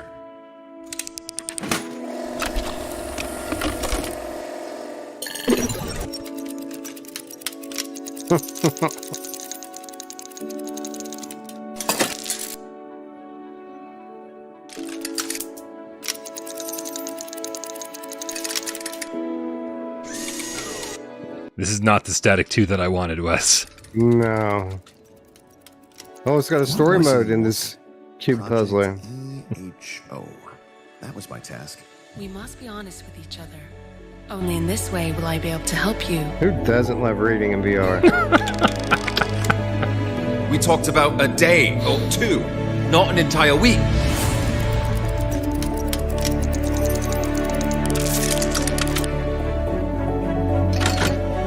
You know, not for nothing, but I feel like a game like this would only be good on PSVR2 because of, you know, they could put some haptic feedback in there to make it a little engaging for a little while, you know.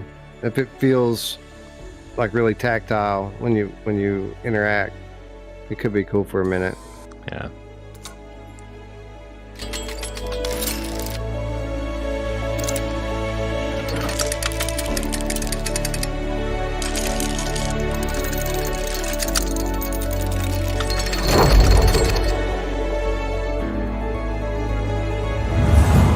So who knew we'd be seeing something from Gearbox? Who knew? That's Carbon? Those are the Wizards guys? What? Yeah. That's what oh boy.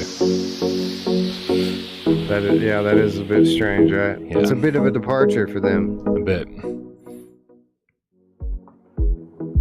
All right, folks. It's time for our first giveaway. We are partnering with a very special company you all know and love, Humble Bundle.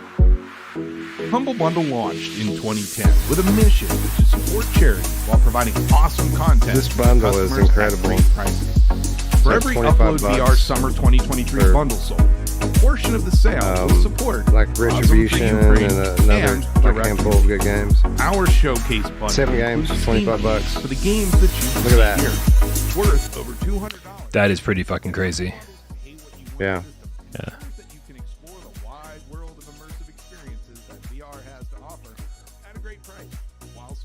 Oh, games are getting huge discounts over on PSVR, and like games that we're still waiting for to get on PSVR2. Like Green Hell 2 is like crazy cheap, but it's not even out over here yet. To win their choice of game key bundles from the studios included in the showcase. Enter to win now. Yeah, scan the QR code or go to uploadvr.com/humblebundle to enter. The contest remains live for 15 minutes. Good luck, everyone. I'm entering every contest, West. I didn't even see what they were giving away. Was this something cool? I think it's the Humble Bundle, isn't it? Oh, they're giving the bundle away? Oh, I don't know. I wasn't paying attention. When people talk, I just kind of tune out. Which explains why our shows are so long. I just repeat everything that's already been said.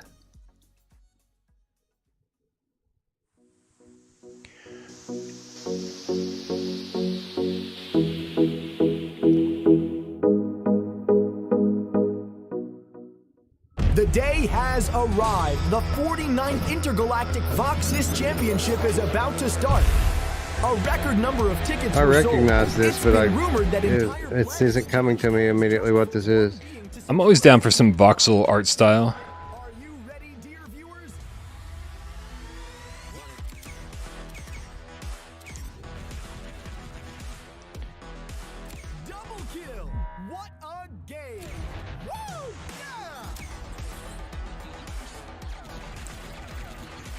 It's like Solaris with the lower production values. Yeah. This looks like a free-to-play, is what it looks like to me.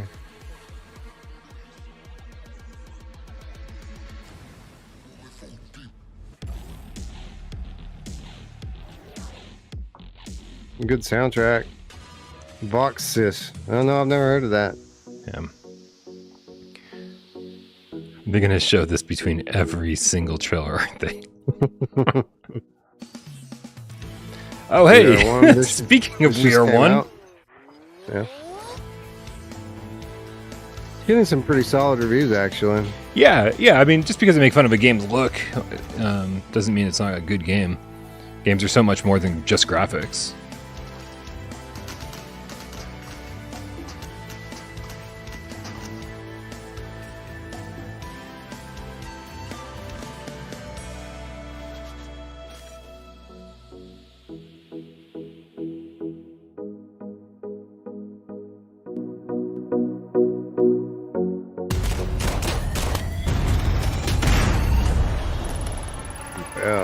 Okay, at least we know Veil's coming to PlayStation VR 2.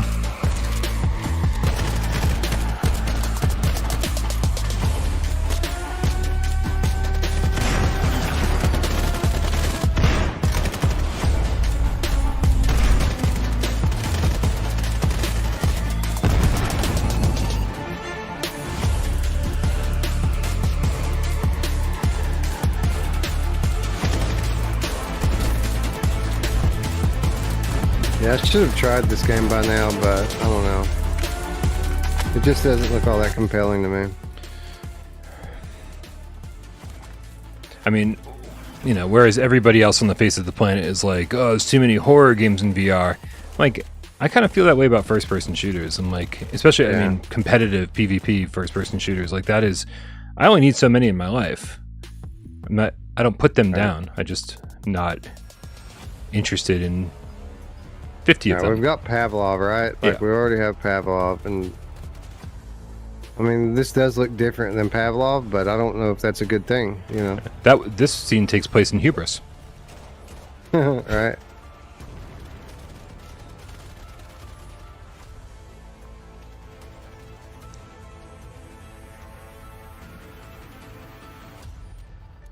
All right, at least they're keeping it moving. Like, so these trailers really aren't terribly long. So, you're not interested in something. Next one's almost there. Bill's trying to be like the first really, well, I mean, the next really big VR esport. I think. Our little hero. Can you smell the adventure? This is supposed to be cool, actually.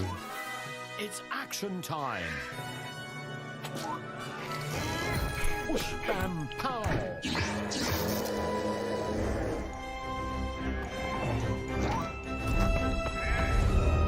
The hero falls, only to return even stronger.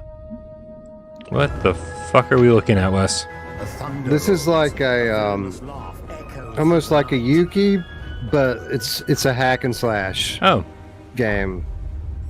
Okay. It's supposed to be really fun. I've talked to people that have played it. It's pretty good. All right.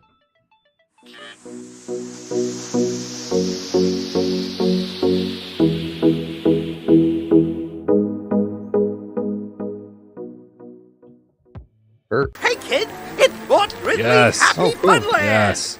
You had never heard of Happy Funland Theme Park, This theme park you're breaking into here was built by a guy named Mort Grizzly. or its tragic tale.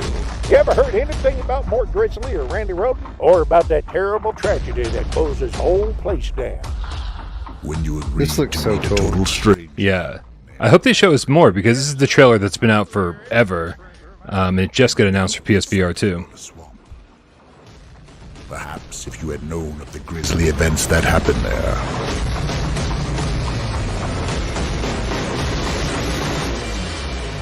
you wouldn't have agreed to the job.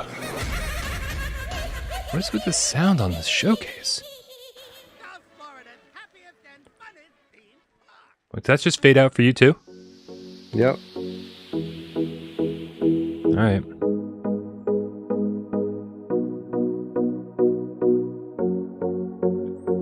$2023 PSVR 2 for that.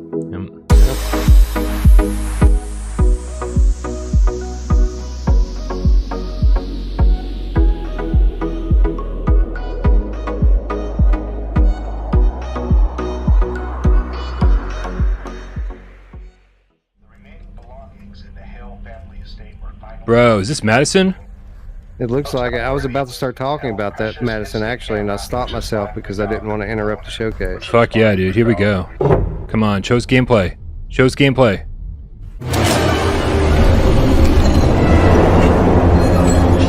So loud, I'm sorry. I'm so ready for this game.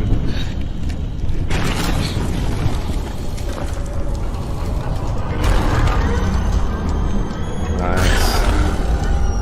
Hell yeah.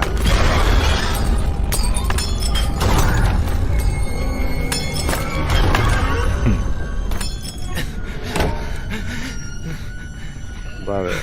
The attic.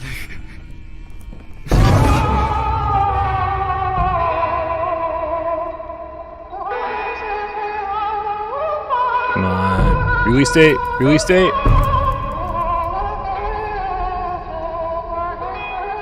I felt like they were teasing Halloween. See, did you notice that? Hashtag Halloween? Oh, yeah, good point. It's maybe October game for sure. Yeah. Seems that way. Yeah.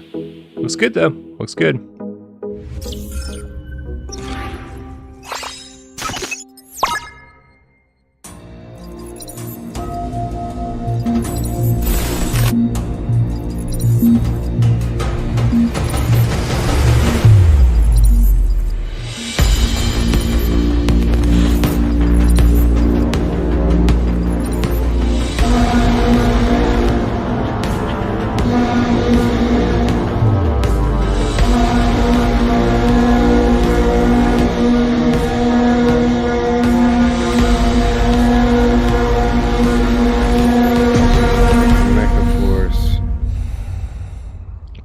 And then some other words that I can't read.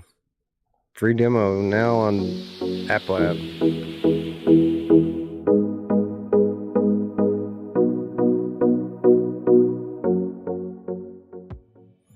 Ooh, what you got, Perp?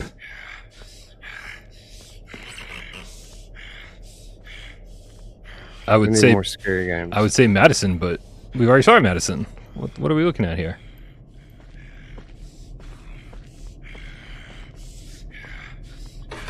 That's an X button, Brian. Cross. I'm glad you didn't say cross, yeah.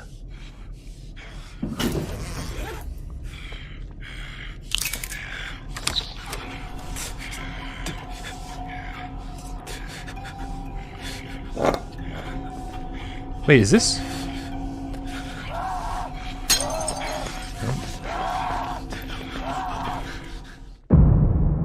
Good ball.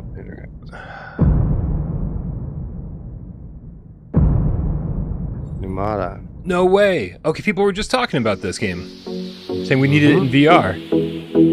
Wait. What platforms? That's definitely a PlayStation game.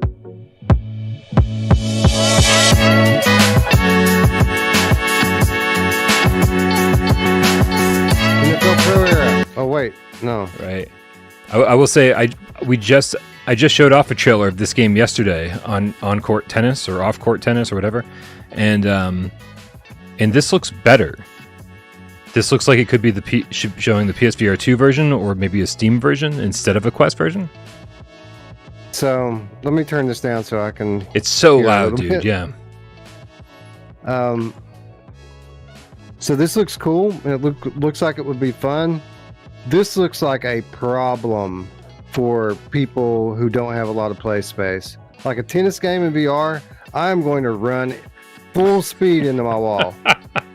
Did you not play Dream Match Tennis on PSVR 1? No, I did not. Oh, it worked fine. Like, you know, and now with analog sticks, yeah, I don't have to move at all, which is great. Lots of different movement options. You can automatically teleport to the ball. You can just use regular teleportation, or you can use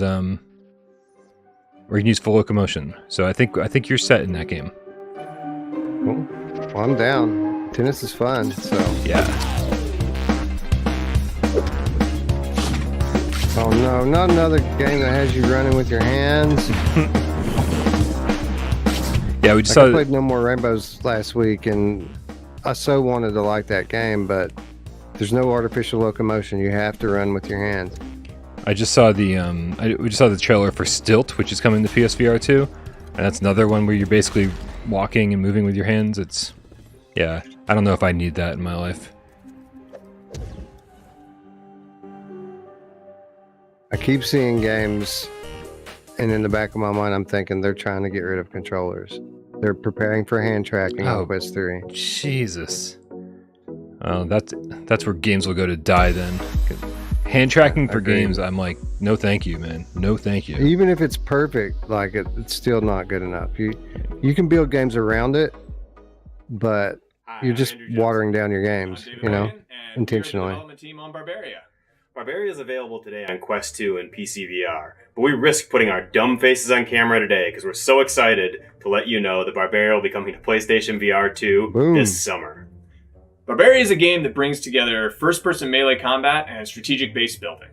You build your base by snapping together realm fragments, and then you place minions and structures for defenses. During the attack phase, you'll possess your champion and bring up to 4 allied minions with you as you attack other player-created realms. Last month, we introduced the Ages system with the Age of Retribution update, and that included new weapons, new items, revenge attacks, and a whole lot of improved balance changes. You can look forward to new content updates, including a new age landing on July 13th. We're super excited to be using the full power of the PlayStation 5 console to bring Barbaria, at its best, to PlayStation I'm sorry. VR 2. Did they just say the full power of the PlayStation 5? Chop some heads off. Did they just say the full power? Anyway, Barbaria coming to PSVR 2 this summer. Full power, bro. Yeah, hey, I'll be damned. Again, for what it's worth, another game people Stay say tuned pretty after good. our broadcast ends today for a special live post-showcase podcast with your favorite Upload VR personalities. Available to watch on the Upload VR YouTube channel.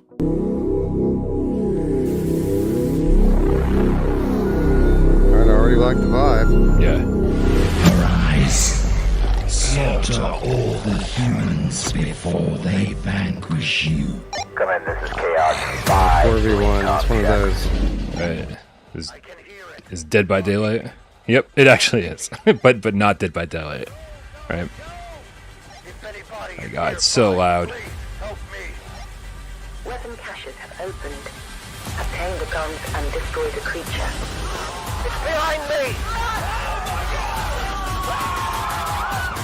So you're the creature, and they're trying not to die or kill you. All other agents are down. It's now up to you to finish the mission. Bro, somebody tell Upload to fucking work on their sound balancing.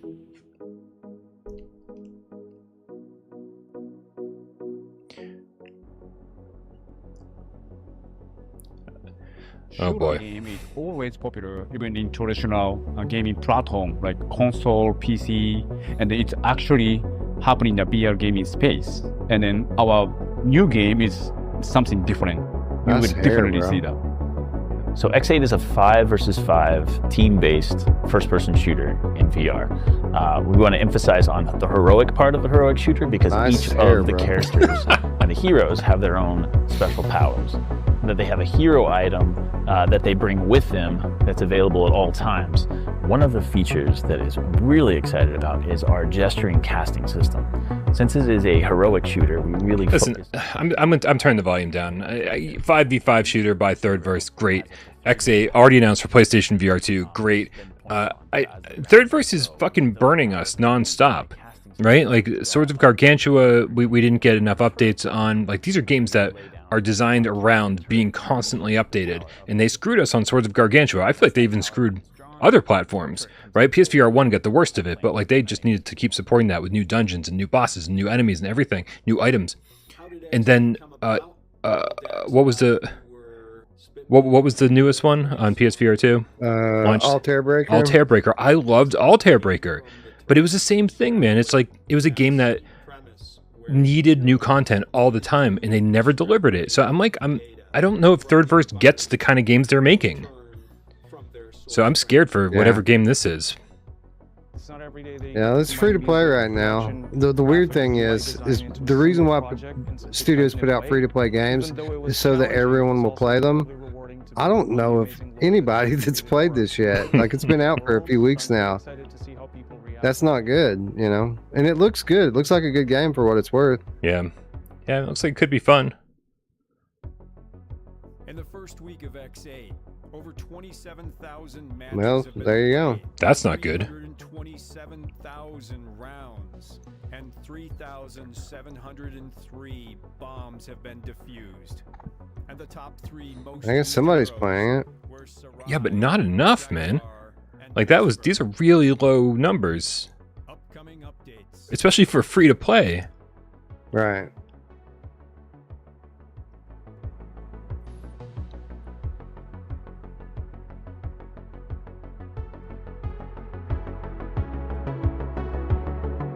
That's a fun mechanic in multiplayer, being able to cloak. Yeah. Breachers does that. This looks a lot like Breachers, even the UI. MRI Gamer in the chat says, I'll wait for X9. Other updates include the Ultimate's Purchase Fix, weapon item colliders reworked for comfort, Jaguar turret improvements, party fixes, stats in regards to weapon accuracy, aim down sights have been fixed, weapon and abilities rebalancing, and remove player auto balance. Thank you for playing X8. We hope to see you again soon. That was a robotic voiceover. Yeah, for sure. Boy, I'm really got my fingers crossed for a big finish. Oh, this is fun. I played this. This is good. Gazzlers? Is that what this is? Yeah, yeah. All right. I know this is coming to PSVR2, so I'll turn it up. Welcome to my workshop. Boom! You animal! Arcade Want an style upright? rail shooter, roguelike progression. Nice! That's cool. Good as new. Ooh, teleporter. Yeah. Holy moly!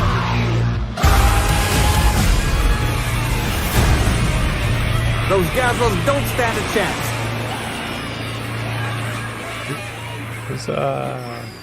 I'm glad you said it's fun though, because otherwise I would have been really scared. Gazzlers has been dazzling folks since its release last year. We played the demo. The demo was fun. It was something that it was just a level, but it was very replayable. It was just fun to play. Very exciting announcement from one of today's sponsors, Oh, we'll find out what Caveman is. Caveman Studios.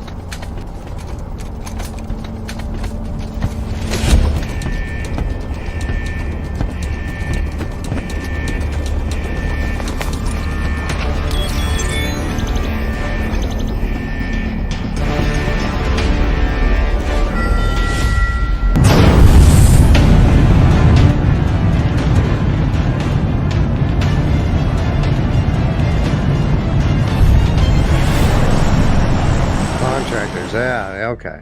That makes sense. This is the big Pavlov rival on PC. That looks like a new title. A big thanks to Caveman Studios for supporting our showcase. Contractor Showdown is coming to Quest and Steam VR in 2024. Interesting. The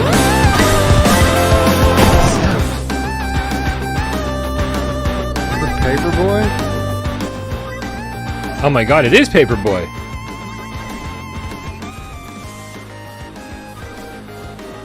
Remember Special Delivery? On PSVR 1? Yeah.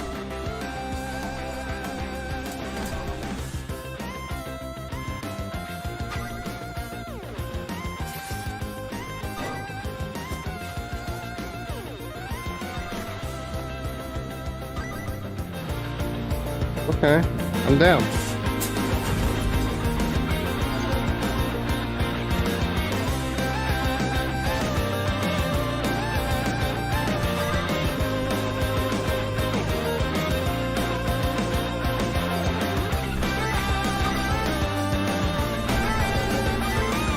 I don't know if I'm down, Wes. I don't know if I'm down.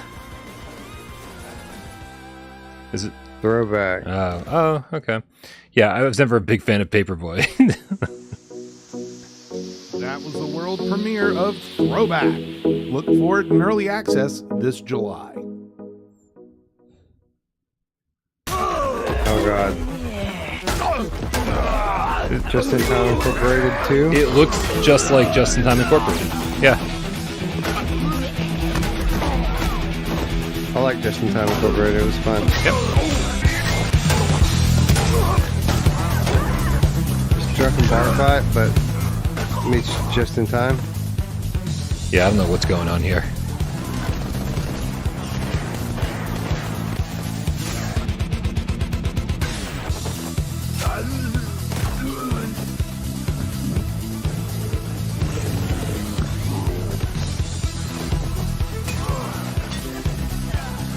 I don't know. You know, some of these blocky graphic games have been fun. A lot of them have not. But I gotta feel at some point that we're gonna move past this. This is an art style, like, right? Like, it is 2023. We are on PSVR2 now. Like, yeah, I mean, I'm not saying it can't be fun. I'm just saying, like, it seems almost lazy. You know what I mean? Yeah. To go for this in 2023. And there it is, PSVR2. Paint the town red, PSVR2. There you go. Yeah, I mean, I like the voxel art style, but like this, I don't like the way this game looks.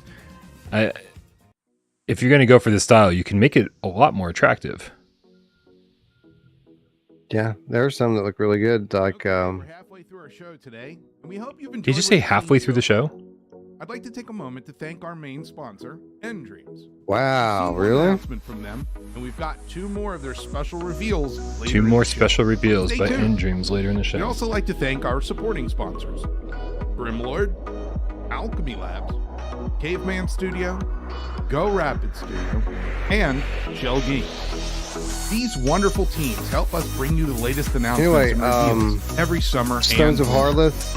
Learn more about them by going to uploadvr.com. These games use pixel art and they look awesome. Yeah, you know, there's so many that do. Okay. All right. Ready for some more free more stuff? Free stuff. Giveaway Everybody ready for a giveaway? Get ready to scan that QR code. What the hell? The grand prize winner will receive a very special prize pack from our friends at Mighty Coconut, which includes Walkabout Mini Golf and Walkabout Mini Golf Journey to the Center of I'll the do Earth. it for the merch. $50 in merchandise credit and the brand new Walkabout Grip to Putter.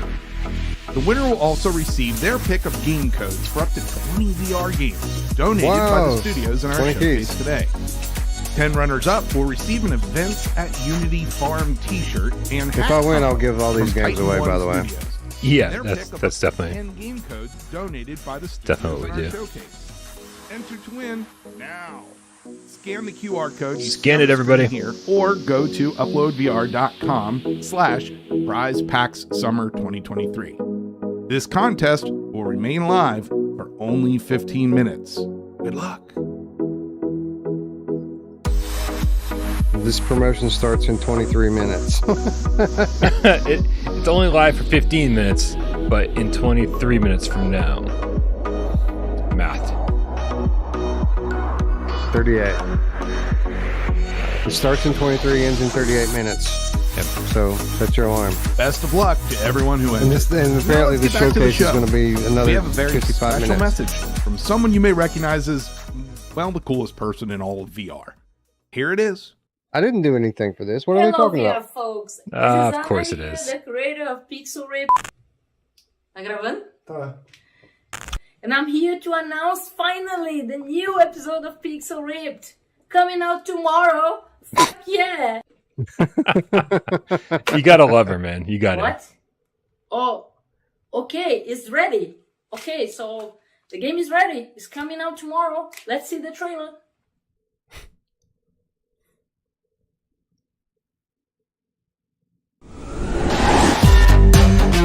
Welcome to another Tuesday at Atari HQ, where we make, wait for it, video games. Ball, Brian. Throw me the ball. There's Howard over there, working What, on this what are we doing? Revenge. Michelle creates the food in Food Fight, but she's not too bad a chef in real life. And here's Chad. She likes to party and drink beer, too. Chad. And don't forget little old me, Barbara, but I go by Bug. Because, you know, I fix a lot of bugs. Like this one. What's going on here? Let's just take a look-see. There. That should do the trick. Wait a sec. Oh, no. Hold on to your joysticks. I think my code is becoming self-aware.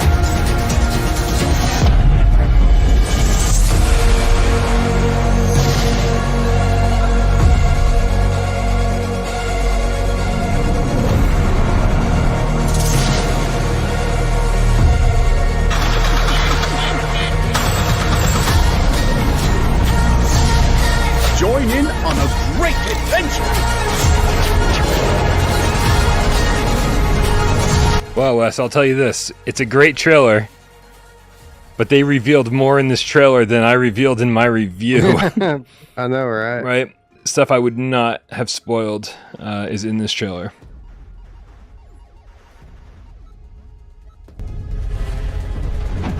Some of the platforming in the later levels is pretty difficult, right? Yeah. Challenging. Yeah, I enjoyed it. That's the stuff I enjoyed the most, is when it actually presented a challenge. Not everyone gets to develop a cutting-edge technology. Come work with me, if you think you're up for it. It's almost like the 2D stuff was more fun than the 3D stuff. Yeah, very frequently.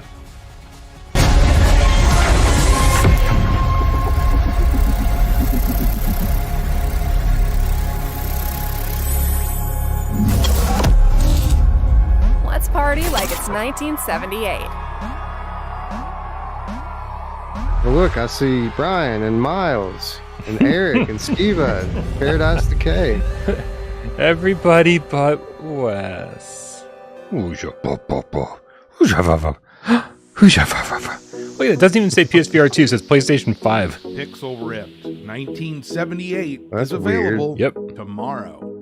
Get it on Quest, Steam VR, and PSVR2. And PlayStation 5. Crap, that's an engine failure. We need to lose weight. Open the door and throw everything out. We need to lose weight.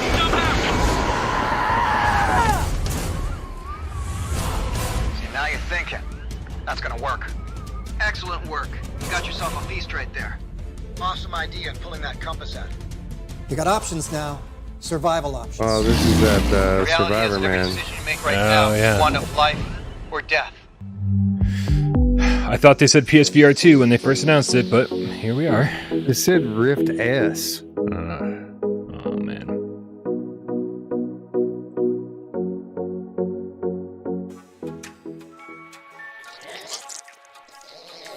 Turbo. Oh. But we never got Floor Plan 2 on PSVR 1 or 2. I'm down, man. I like the first game. The second game was way better than the first game, too. Oh, it had to be. The first game was super short. Very simple. This is pretty good. No PSVR 2. Okay, I'm moving on. Slowly giving up hope here, Wes, for everything. Power Wash Simulator VR. What will your style be? The Disco Dancer. Cleaning the night away like nobody's watching. Brian, do you care at all about Power Wash Simulator? Well, I would have loved it on PSVR 1 because I think this is what the aim controller was built for. That's a good point. Right? That in Ghostbusters. I was always appalled that we never got quality Ghostbusters or Power Wash Simulator games for the aim controller. I don't know, man. There's something like a little OCD about, taking care of these and cleaning them, and very OCD. Yeah, I feel like I could get into this. I really need to power wash the siding on my home, but I don't want to do that. If I'm going to play this, I would just go out there and do that. Next in our show, some news from Iron Stomach that won't have you reaching they're not even giving me the option to do it, Wes, because it's not coming to PlayStation VR 2. Nope, I just heard a PlayStation noise. B99. Oh, it's B99. Haven't heard from these guys in a while.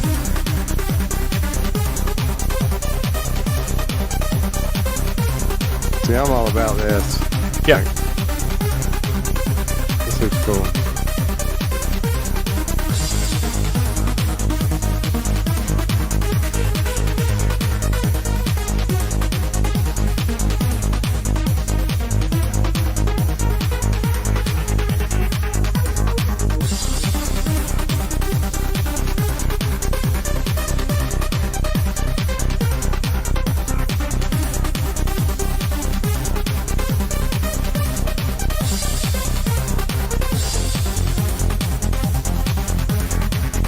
But this game's gonna have like 1,000 levels.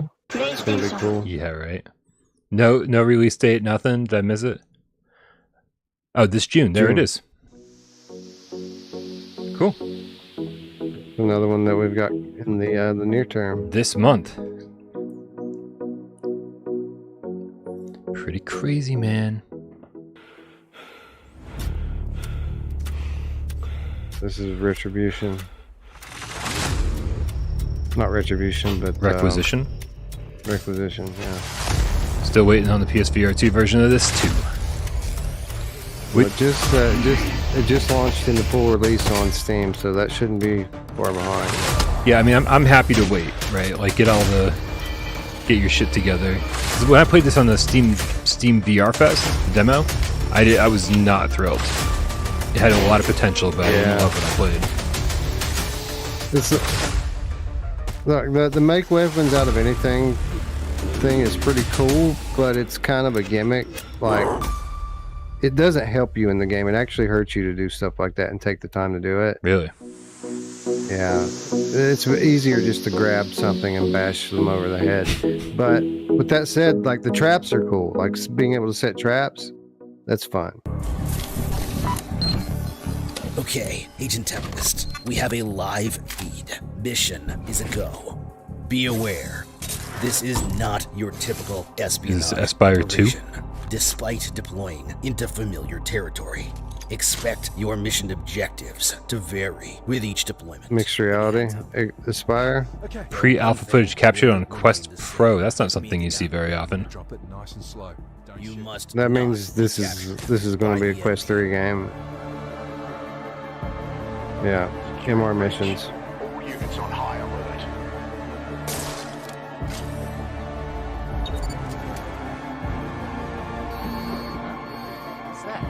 This is what Meta's going to try to use to define the next generation. To them, they want the next gen to be MR. Well, as I don't care at all about mixed reality, I'm going to give Nihilist Ryan the floor here, who said Arashi the Final Cut just dropped on the PlayStation Store. So oh, really? So I think maybe that tweet, that twat was onto something. Have to pass our I should be paying more attention to Twatter. Prove to our stakeholders that you can beat Opus on your own home turf. Aspire MR missions coming free to Aspire 2 in 2023. Stay tuned after our broadcast ends today for a special live post-showcase podcast with your favorite Upload VR personalities. Available to watch on the Upload VR YouTube channel. Oh, hey, Drums Rock. Drums Rock. Yep, there goes your monetization. Oh, whoa. What are we going to do?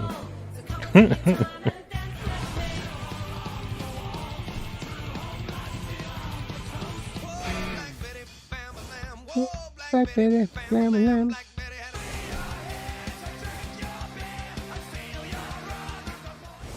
There it is. We got Arashi, the Final Cut, published by Skydance Interactive, by the way. Just want to point that out. That's interesting. I'm just looking through it here. I was looking for hopefully a list of updates and stuff, but it does not seem to have it over here. Honestly, I just want a pretty substantial update with the graphics. Like, that would be cool. Yeah. Oh, yeah. But I mean, I could go for them better haptics, better sword fighting. Oh yeah, but for sure. Yeah.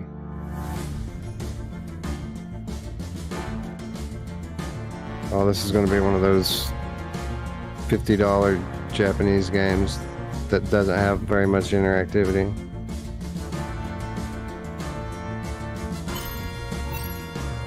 Yeah, these games kill me.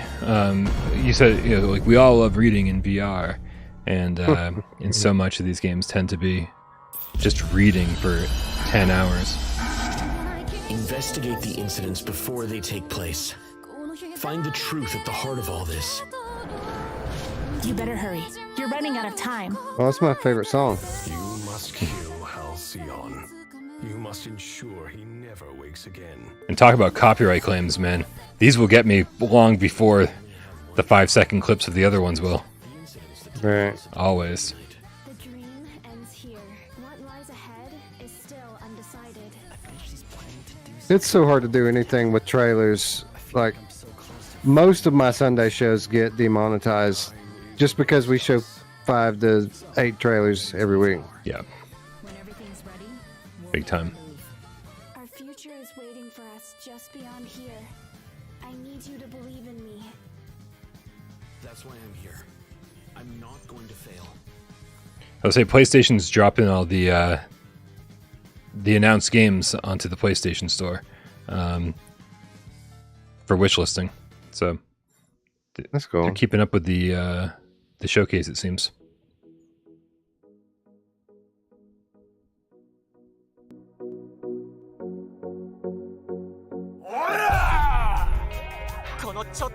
Ah, Sushi Ben! Yes!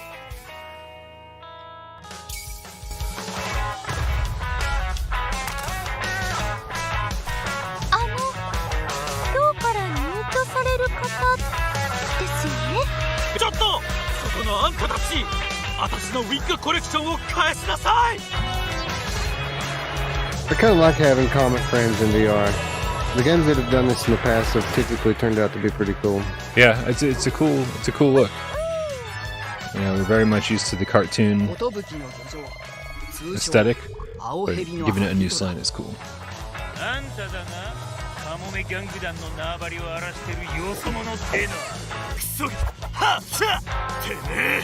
A ping-a-pong. Man, I hope we see a trailer for the new Arashi. The final that would be cool. Yeah.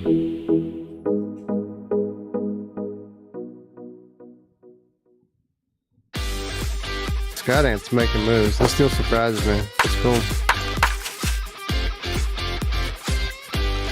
I mean, have they published anything else? It's just a publisher? I don't think they have they? This is their first one? That's a good question, man. I'd have to look, because I feel like Skydance's name keeps popping up on a lot of things. Mostly entertainment, because, like, you know, that division of Skydance is so big, like movies and TV shows and stuff. So I don't know. I'd have to check. Is this croquet? Like, what are we doing here? Puzzle. Oh, I get it. I'm done. Oh, there's a trailer for the Arashi Final Cut on the PlayStation YouTube channel.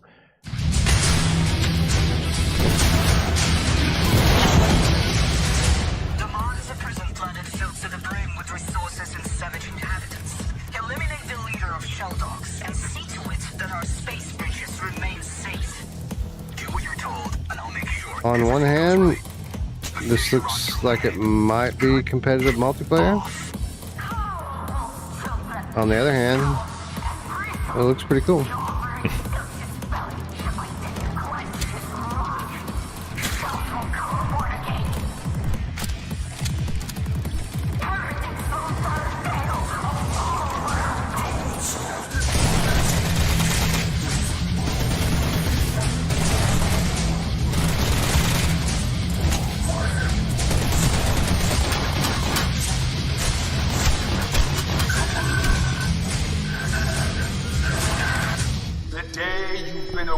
Has finally come.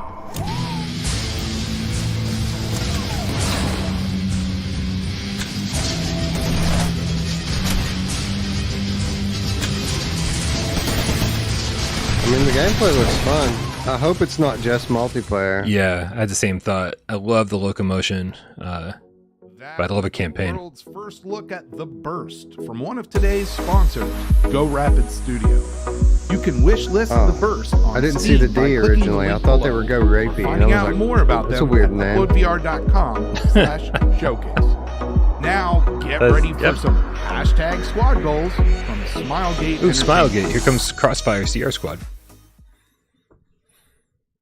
Probably be the same trailer. Greetings, mercenaries. It's Fred White from not. Smilegate. Excited to be here today at the Upload VR Showcase to give you a glimpse of some never-before-seen gameplay from our upcoming VR game, Crossfire Sierra Squad. The gameplay you're watching today takes place in a game mode called Realism Mode. It's a challenging mode that offers very little guidance, no ammo indicator, and low starting HP for both you and your enemies. Pesky drones. Shout out Fred. Now there are 39 different weapons you can use in the game. You'll notice I'm carrying 2 pistols, the Eagle 50 and the AP-18C. They're useful for both short and medium range combat.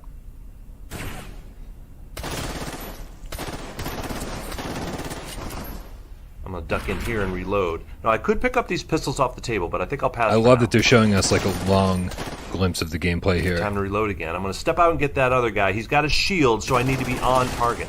Oh, got him, and there's one way back there I hadn't seen before. Like, I didn't think I would care about more footage. So I'll reload. I'm going to check this room on the right, and I'm enjoying watching this. Got me. Crossfire Sierra Squad launches this August on PlayStation VR 2 and Steam. Wishlist today, and we'll see you soon, mercenaries.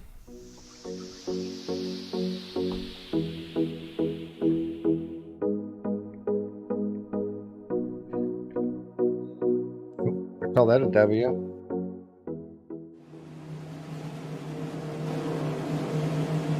Peanut Button. Peanut Button. That's a great name.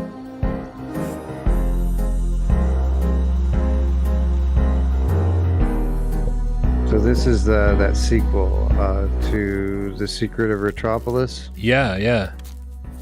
Has this been announced for PSVR2 yet, or am I just imagining DMs that I've had with developers? No. I can say that the first game we enjoyed. Excellent. Like it was very good. Glad to hear that.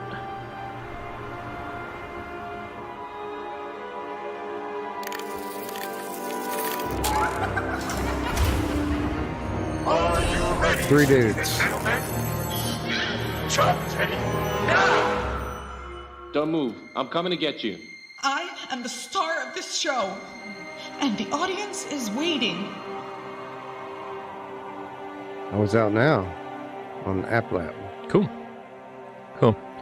Yeah, I'm pretty sure these are coming over to PSVR2. I'm excited for them. Early access for Retropolis 2, Never Say Goodbye, is available, well, as of this moment, like right now. Seriously, it was released the moment their trailer started. Get it on Quest via App Lab. Early access includes the first episode and a season pass for this new point-and-click adventure about love, betrayal, and romance. Season pass, huh? You got me, man. Huh. It's something I need to get in and do. What are they showing us, though? Like, this came out like 2 weeks ago. What's happening here? Maybe nobody's playing it or buying it. Maybe. Bro, they need to bring a resolution patch onto PSVR 2. Like,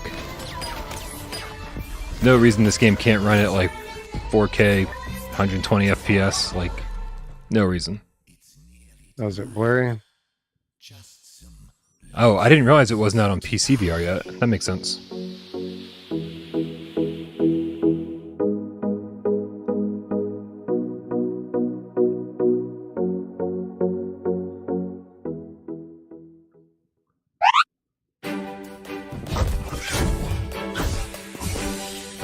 Yeah, here we are. No more rainbows. This is the game I was talking about earlier, where you run with your hands. You wanted to like it so much. Yeah. Well, this is a pure platformer, and it's done pretty well for a first-person platformer in VR. Again, if it had artificial locomotion, I'd probably play through it. But I was done by the end of 3 levels with this. I was like, no. Is it just exhausting, or does it not feel good? It's difficult to master. Okay. Like the jumping with your hands is fine, but like moving around, my hands kept clipping into the ground, and I would be trying to move forward, and it would move me backwards. You'd miss a jump. Again, it's a pure platformer, so you're missing jumps. You have to start over again, back up, and try again. But backing up and trying again is not easy. Like, that makes sense.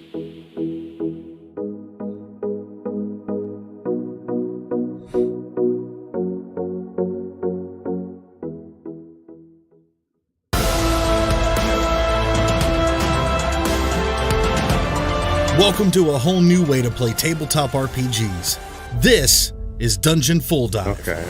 So this is one of those games that's not a game. Control. Oh, for real? From character creation to make your own game. All the tools are here to create unique campaigns and experiences. The map builder allows you to create whatever your campaign calls for. Adorable villages?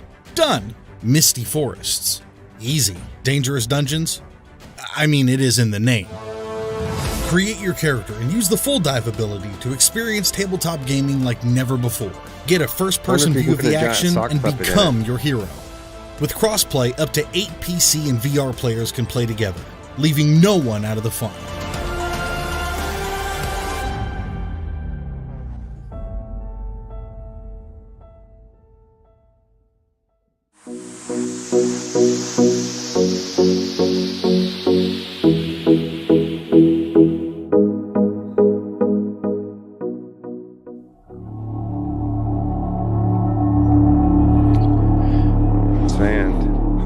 VR.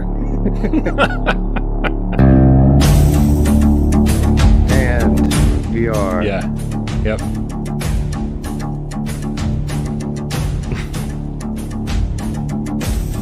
Upload VR. Sorry.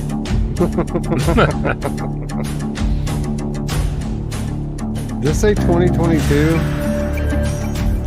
I'm pretty sure it said summer 2022. 2023. Yeah, okay. That would have been great. I was about to lose my mind. Draw with sand. Out on App Lab. You know, so one of the biggest criticisms we had of the last Upload Showcase is that it could have been better had they curated it a little bit. Yeah. And not just put every game in it. Yep. And I think we're seeing that again. It's a hard thing to do, right? Because it's like, there's no time limitations. Right, so it's like, why not give everybody a shout? But at the same time, yeah, it does lower the impact of the overall showcase. Oh, it's 100% that it's hard to say no to money, is what it is. Oh, see, I've put together shows like this before, and I just want everybody to be included, right? I want to show as much as I can. Time for our last giveaway. Your winning fingers ready. But yeah, I guess they're taking money for this stuff. I don't do that. This giveaway will be gifted a Quest 2 headset from our pals at Shootout, and also have their pick of up to 10 game keys donated from the studios participating in this showcase. 10 runners up will get to pick 5 game keys. You can enter to win in 3, 2, 1. Boom! Scan the QR code now or go to uploadvr.com/gears and games. Remember, the contest will remain active for only 15 minutes. No. Good luck. Yes. The other one literally just started. Got 14 minutes left.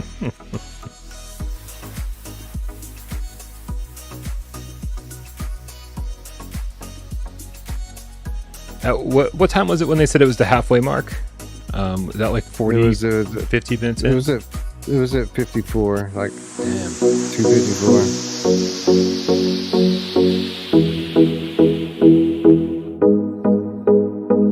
Oh, never mind. The competition is ended, it says. Oh, well, that's... It says it has 13 minutes left, and it also says that it has ended. Oh, wow.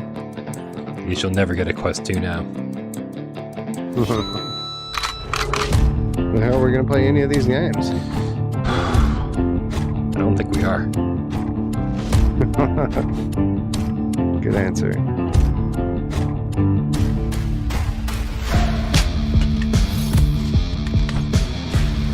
I like the look of this. I like the way the weapons look. I like the environments.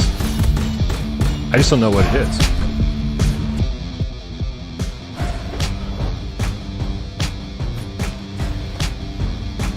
This looks like something that we've played before, but I can't place what it reminds me of.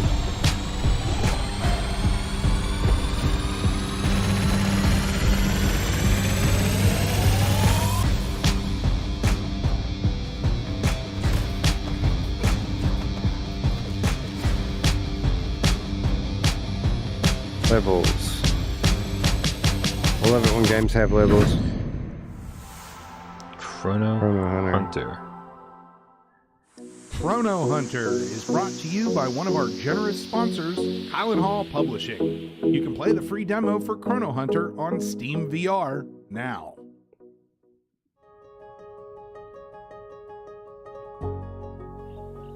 Before we say goodbye to a world, perhaps there is a place where we can sort ourselves out while relaxing and having a cup of tea. Where we are all comforted Everyone and close finally your rest eyes in peace. and try to be Heartwarming. present. Relaxing. Close my eyes and try to take a nap. Memories. Wake me up when there's a PSVR2 game. Conversations. And consolation. This looks cute. Looks like a Nintendo DS game. Yeah, I love Nintendo DS games. Yeah, There DS is no is key to 3DS the is still my House of favorite Souls. handheld of all time. The door is always open to everyone. Favorite handheld of all time. That's a tough one. I might have to go Game Boy Advance. Shall we have a cup of tea? That's a good one too. Yeah.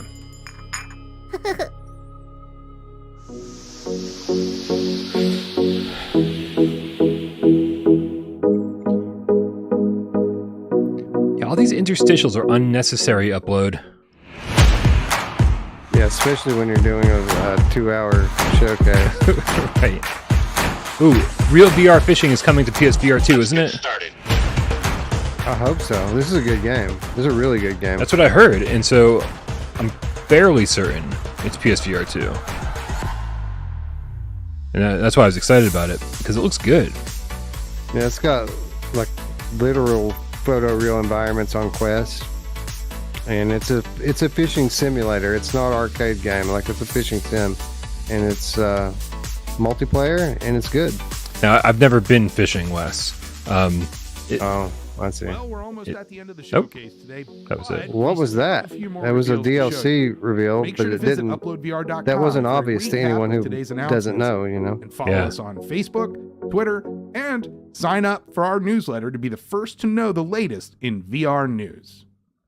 Next time you step on a treadmill, you could be stepping onto an alien planet, discovering new surprising terrains and landscapes. Or a futuristic arena where you can push your running limits against This is a friends recipe or for AI disaster. competitors. You can use Actonic for treadmill workouts, or even when running in place. Like, I have reservations about the Cat VR treadmill, but an actual treadmill? Come on. Yeah. You're going to put a blindfold on and run on a treadmill. Really? This is such a bad idea. I can see the lawsuits coming now.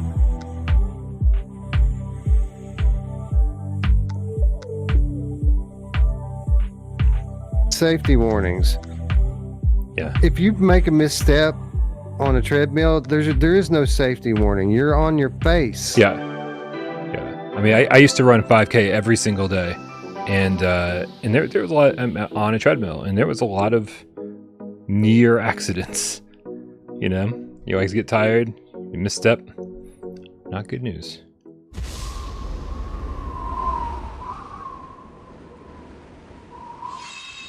Metal Cat. Oh, I've seen this logo before. What did they do?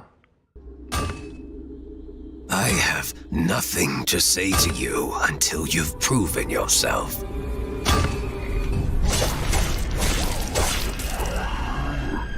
Is this Hellsplit Arena? This is the monastery. No, this is Grimlord. This is Grimlord. This is Grimlord. Okay, cool. To hold us lords in chains. But you are an outsider. I offer you a way out of here. A certain degree of freedom. What you see now is a kingdom on its last breath. And we are all that's left to save it. I hate to admit it, but I wouldn't choose to trouble you if I had any other choice. You are our best kept secret. You are our last resort.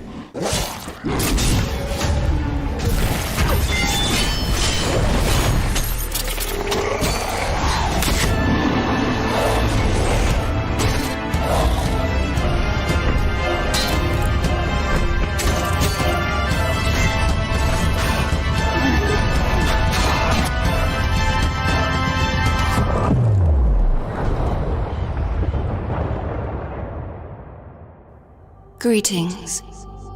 I am Rayala. Rihanna. You'll have my support, my trust, and my faith.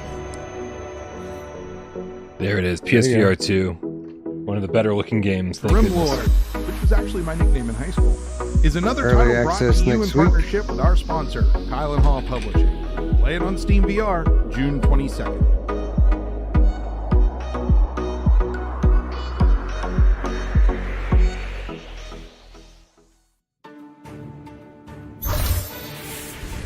The Balloonies.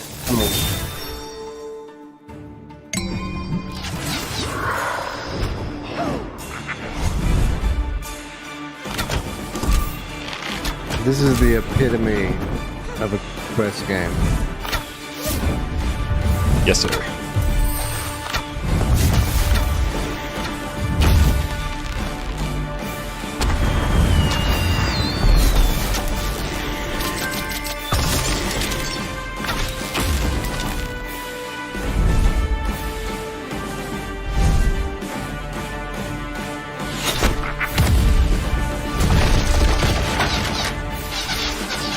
This reminds me of that one shooter on PSVR. It's not an archery game, but it's a pixel gear, but with bow and arrow.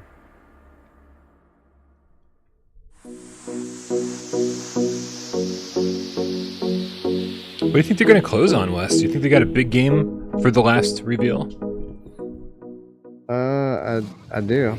Because I know of one other game that they're going to show. Ooh. It's not a reveal, but it's a big game. And we haven't seen it yet, so. Cool. Alright. As you said with the other build your own track game, this better have a first person mode.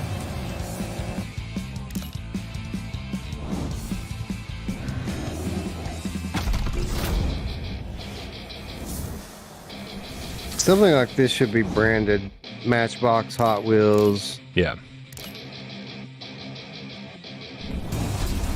Back to the MR stuff, by the way. Yep.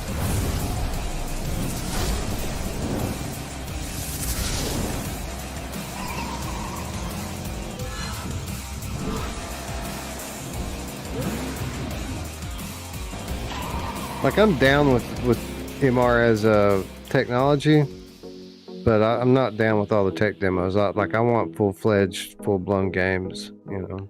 Yeah, it's really funny to see where different people think the future of headset gaming is going. Some people think it's all virtual reality. Some people think it's mixed reality. I'm not in the mixed reality camp by any stretch of the imagination. Kludge. Oh yeah, dude, we were just talking about them. This is like, what's it called? Final Fury or something like that? Oh right, this was revealed like forever ago. Yeah, it's like a year ago.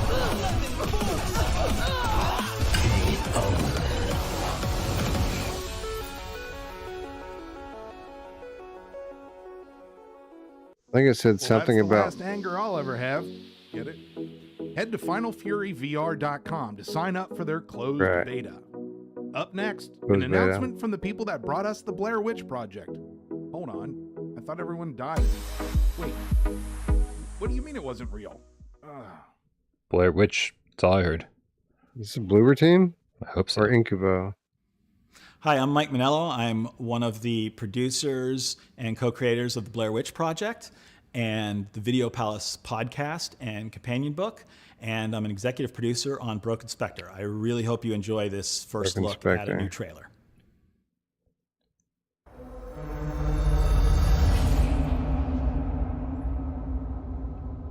Where's Dad? I was barely 10 years old when he disappeared. No one ever found his body. But after 20 years, I'm still trying. Somebody should have told the Blair Witch guy that we already have a Blair Witch game and it looks way better than this. This is definitely our old campsite. I wonder what he figured out.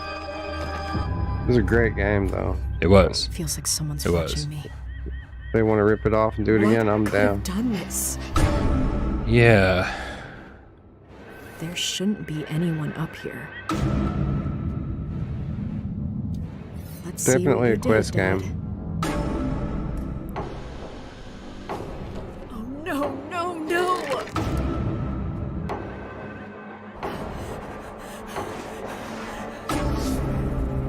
wonder who it's being made by. It's obviously not Bloober and Kuvo.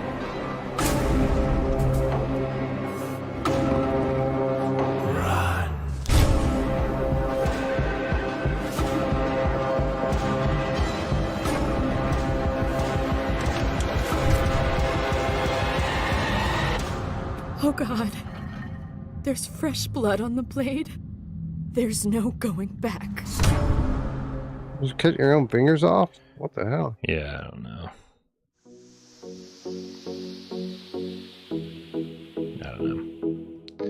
I want to be impressed by that, but there's some seriously outdated environments. Yeah. Yeah, I mean, it could have looked better, but it could be fun. Every morning, the fisherman's pap had to walk, and he began his day the same way. Except this morning, something felt different. Oh. It's regular Fisherman's Tale coming to PSVR2? I didn't make the connection right away. Okay. I still haven't played this one. Oh. It was good. Yeah, that's what I hear. Yeah, if they fix the end, I'll love it. Yes, you. People tell me to play it once a month. People always recommend this game to me. Why did you move the anchor? Or why did you take the roof You should off? play it. It only takes 2 hours or an hour or whatever. Right.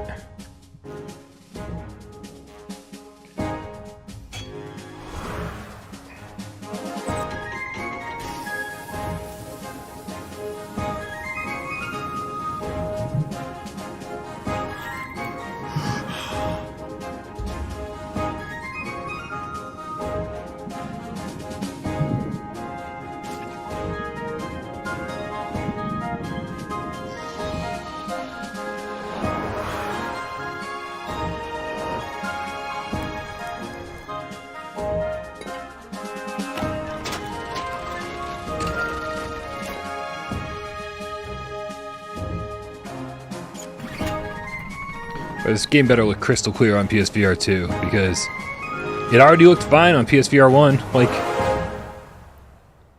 looked pretty damn clear on that. So, PSVR 2.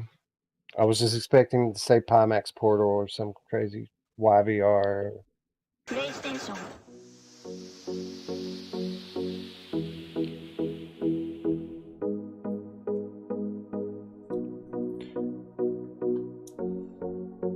you know, it doesn't feel like we've gotten a lot of PSVR 2 games, but I've got a long list of shit here. This has been going on forever. There's Jupiter Grad 2. Oh, yeah.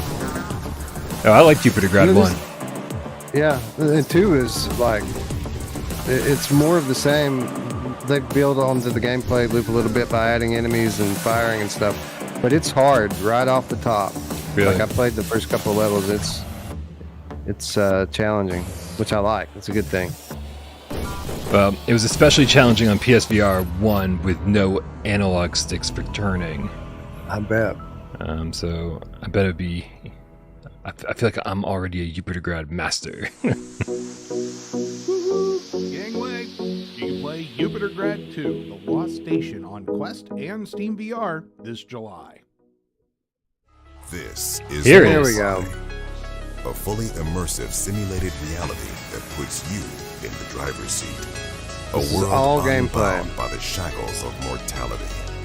A world with no rules, no fail states, no one to answer to.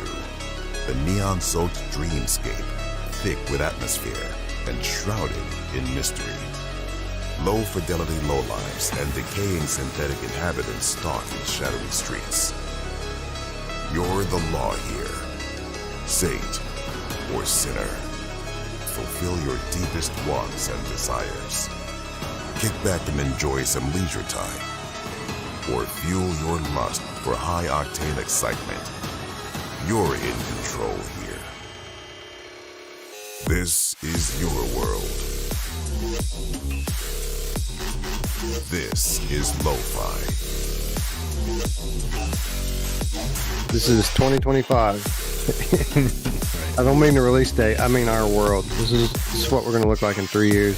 Oh, I can't wait. I always wanted to live in the Blade Runner universe. Lo-fi. Coming when it's done. 2023 though, still coming when it's done. 2023. Yeah. So there's some confidence there. December 31st, 2023. It was a good trailer. And, again, for one dude, looking pretty sweet. Standalone version. I wouldn't have guessed.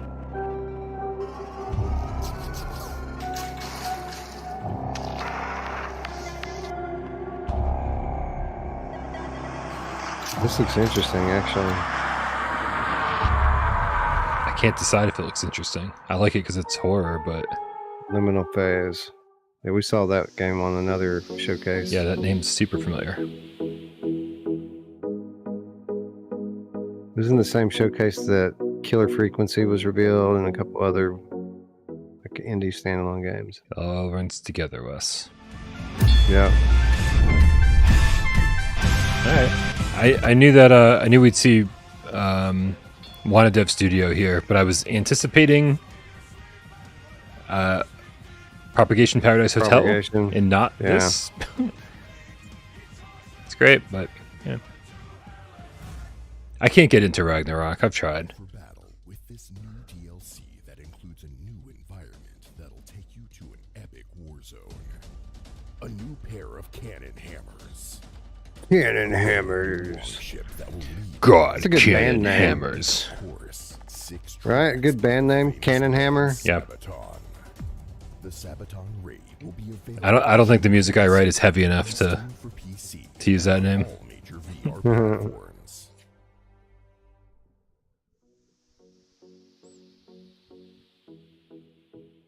Bro, this showcase is way longer than I expected it to be. I know, right? It's crazy. My butt was not See what prepared else is coming to App Lab to sit this long. Oh, PSVR2.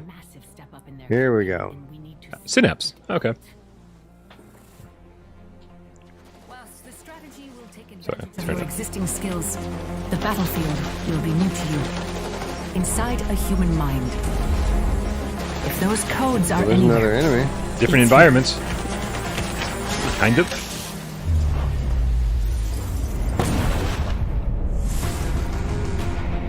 To succeed, you must take advantage of changes you can make inside the system.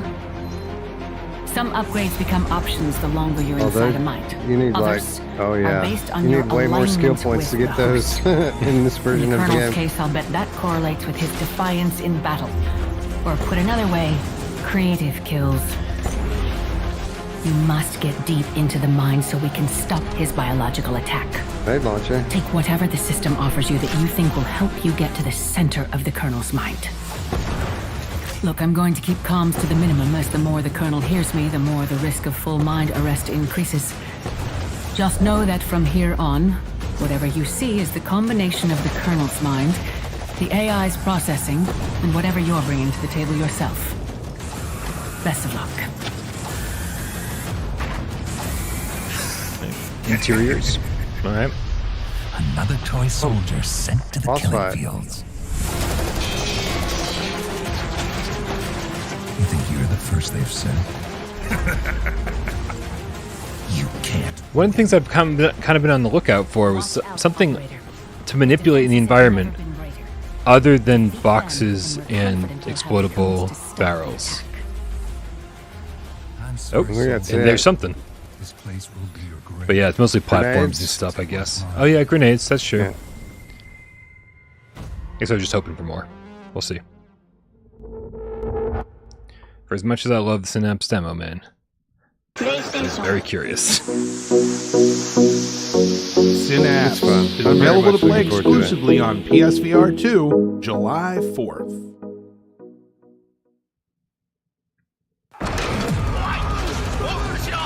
Arashi?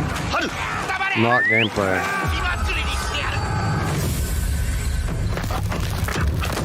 Definitely Arashi.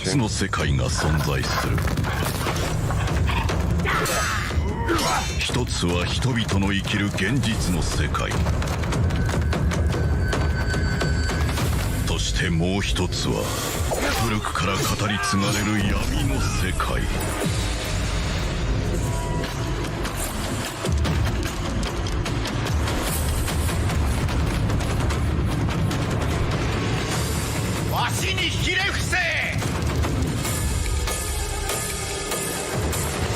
我々の住みかは影。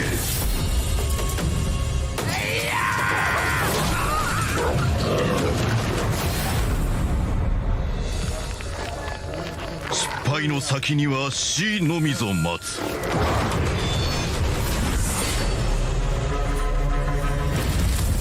貴様の憎しみが我々の怒りを燃やす。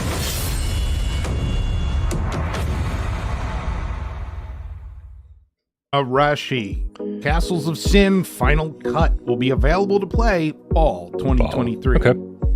That's all for our show. Be sure to visit uploadvr.com/showcase after the broadcast for a recap of today's announcements. While you're there, you can read more info about our sponsors today. End Dreams, Grimlord. That's it, Wes. That's it. Okay. It looks like Sorry, the I had to Arashi. get up. Somebody wiped out hard in the next room. I had to make sure everything was all right. Is everything all right? Yeah, it appears to be. Okay. Arashi coming fall 2023. Okay, cool. Doesn't appear to have shown any gameplay. Yeah, I said right off the top that it wasn't going to be gameplay. It's cool that it's coming. It's good to know that did it announce other platforms, or was it just PlayStation VR2? I don't think I saw any other platforms. Maybe other people saw something I missed. Oh, hey, GameSec. Let's get off of that so we don't get a copyright claim. There we go. Real quick here. All right, so that's it. Clocking in at 1 hour and 43 minutes. Well, wow. I won the bet. There was more than 50 games shown.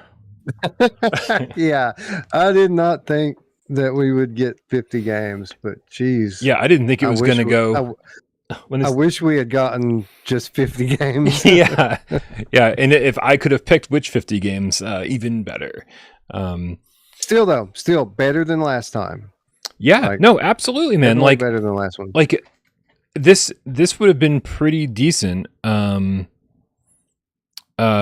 Man, I'm looking through. There was that climbing game published by Vertigo that you used your hands for, right? Yeah. What the hell is that called? I don't ask me, bro. It's on the PlayStation YouTube channel. Toss. Here it is. Toss is on there. Okay, and that Synapse Deep Dive trailer just appeared on the PlayStation YouTube channel as well. So four trailers went up since we started streaming. Wes, the Hubris when we first started, with the release date, Toss, Arashi, and Synapse, which isn't too bad for a West Day. I think that's pretty damn good. Yeah. The fact that we've got a release date for Hubris now, we've got confirmation of Arashi in a release window. Mm-hmm. That's pretty sweet. Yeah, I'll call it a win. The Events of Unity Form, is that the puzzle game we Farms. saw? The event at Unity Farm. Unity Farm. Yeah. Okay, because I am, dude. I've got a lot of learning to do today on some of these games.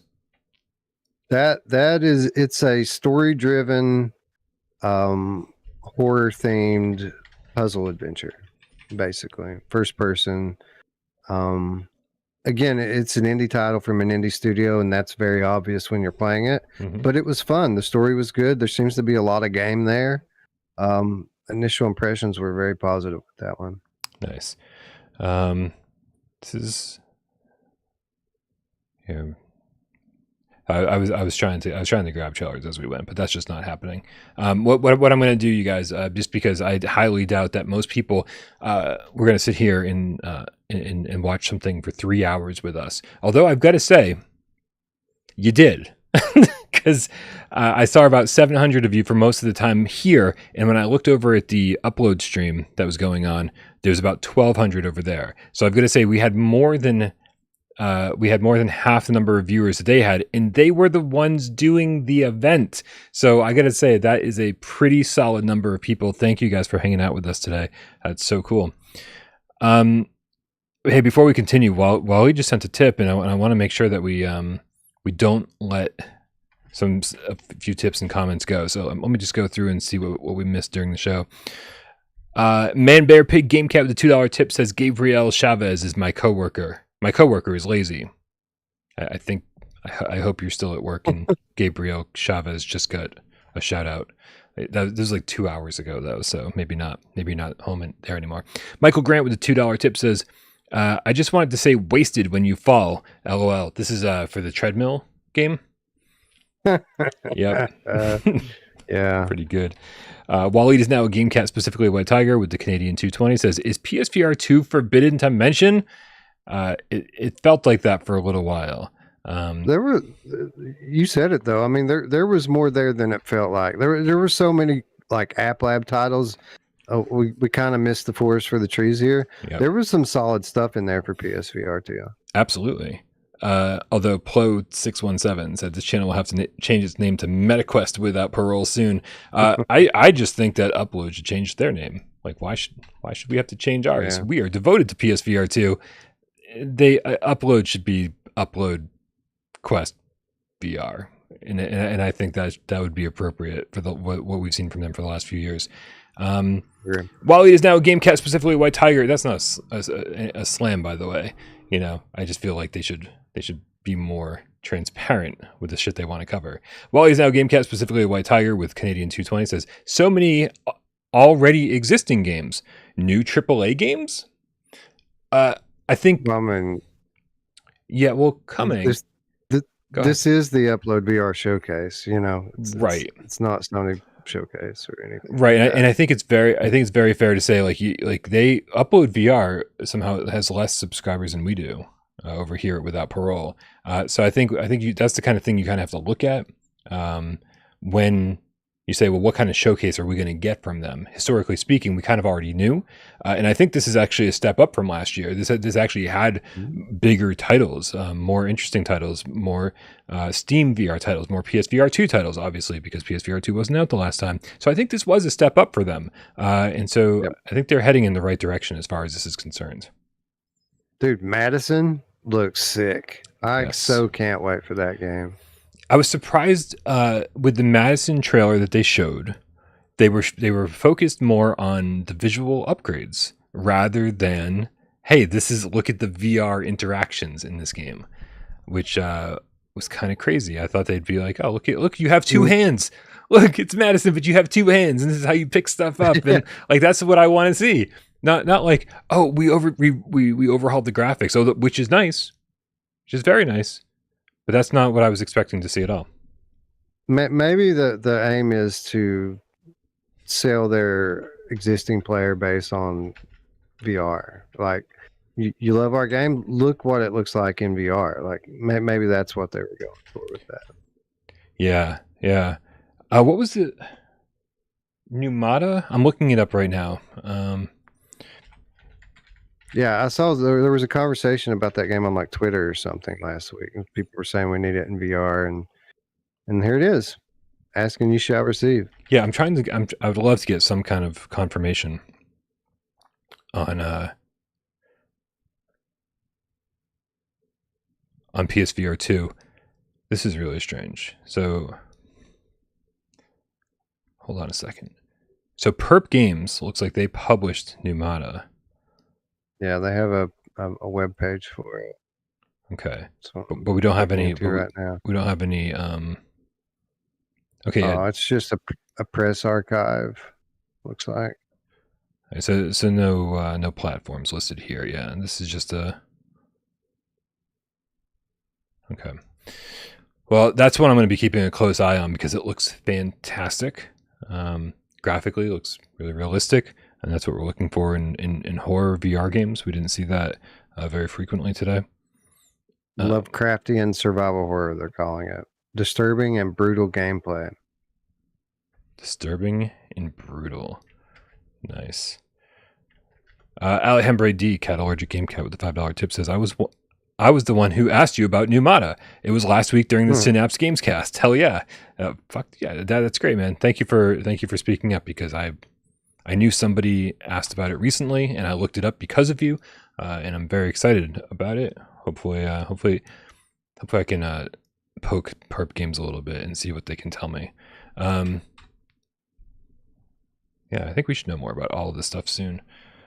I'm just looking through B99 coming out within the next 2 weeks. That is crazy. Yeah, seeing release dates for June. June was already kind of stacked over here. Like we were like already a bit concerned, and what was the release date that we got for Hubris? I think you said you already knew it, but next Thursday, June 22nd. So talk about a month that was already stacked with games. It just got more stacked with 2 more games today. So that's pretty crazy. Yeah. It's like a good thing that Sierra Squad's not coming out when it said it was coming out, right? Originally. Yep. Yeah, and then in that Crossfire Sierra Squad gameplay, so here I am constantly saying no more footage, right? Because like, what could you possibly do to make me more interested in this game? But then they did it somehow, because what they'd been showing so far was all trailer stuff. Like I know that you was at CES, you played the game, and so you already had a feel for how this thing played. But I didn't, because all I've seen is like this, fast cut stuff happening in trailers. And so when they show like this, minute long footage that's just consecutive gameplay, that to me is something like, oh, now I have a better idea of what this game feels like to play. So I'm blown away by like that not by the game so much. I am very interested in it, but by the fact that they convinced me that I was interested in seeing more footage of Crossfire. So I'm very excited, man. Very excited. Yeah, sign me up. No Arizona Sunshine 2 gameplay. It's coming, man. They've put out 2 trailers in 3 weeks, so yeah, I'm sure they're going to let it breathe a little bit and start to build hype when it gets a little closer to release. It was fun seeing more Synapse footage. It was cool seeing a couple new enemy types. The environments didn't look radically different than what we'd seen, but there was like an interior, like you said, with the boss fight, which looked cool, and new weapons. And by the way, for those of you who are kind of questioning what the game looks like, it does not come across in a flat video what the game looks like in headset. No. It's so striking in the headset and detailed and beautiful. It's better than you think. Yeah, I agree. I've seen people complaining, and I was like, you know what? But that's how I was before I played it. So I can see I feel their complaints. Like that was me. I was like, I don't think I'm going to be very impressed by this. And then I played it, and not only did I love the way it looked visually, but it just felt good to play. And I think that's something that no matter how much we sit here and talk about it, that you can't convey that until you get your hands on it. To grab a ledge and just launch yourself off of it, that's how I'm going to jump off of this ledge. That's fucking cool, man. It just feels good.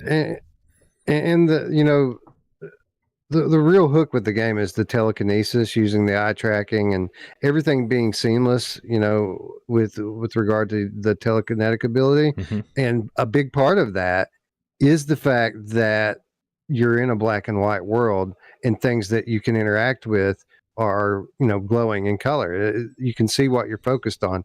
If you were in a full color world, then the telekinesis would not be as seamless as it is the way they have it set up. That's true. I didn't think about that. Yeah, it's very easy to kind of target the things that you need to target. Dude, Grimlord looked great. Yeah. Like that, I think that was one of the better looking games in the show, and I was so happy to see the PSVR2 tagline for that. You know what's funny? There are a number of these games in Steam VR early access that are this style of melee RPG medieval type thing, and they're all really good. Like every time a new one comes out, you get in, you check it out, and it's great. So I don't know what it is about this genre, but people are nailing it in VR left and right. Yeah.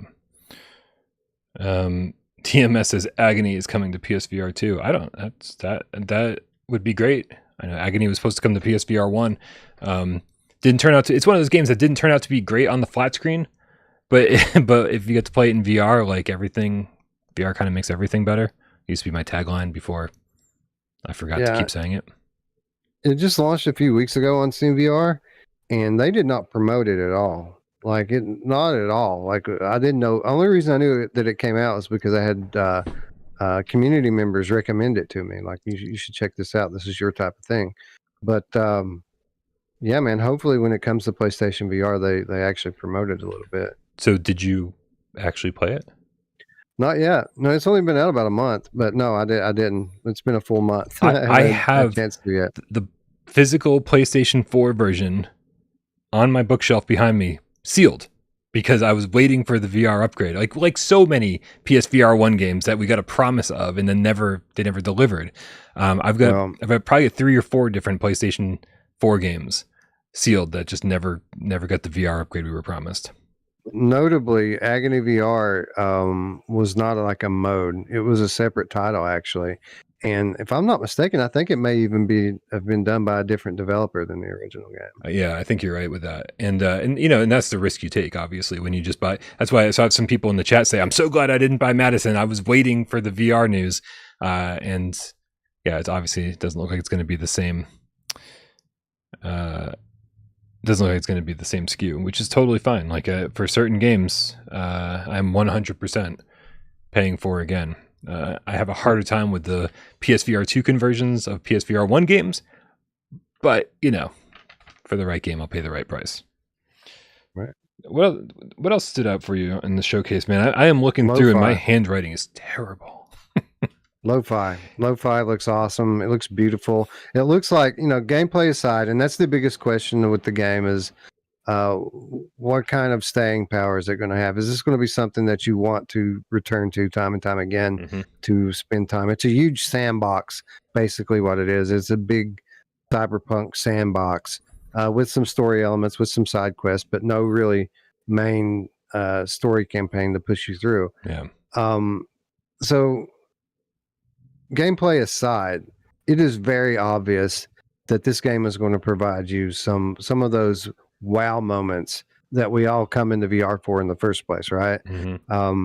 This thing looks absolutely stunning. It says it all that they had the lead. A lot of these trailers were led off with a disclaimer saying, "This isn't gameplay. Don't get too excited." That one led off with a disclaimer saying, "This is all gameplay. Be very excited." Yeah. Yeah, it's crazy. I can't wait to get my hands on the final build of Lo-Fi, whenever that happens to be, because 2023. Whenever it's done, 2023. Because yeah, for years now, I've been watching gameplay footage of people exploring this world, flying around this world, like landing in different districts, and then getting out and exploring clubs and exploring whatever and finding things to do. But it was very much, it's not an open world technically, right? Because each area you land in is kind of like segmented off, but you can get in your ship and go land somewhere else in another big area.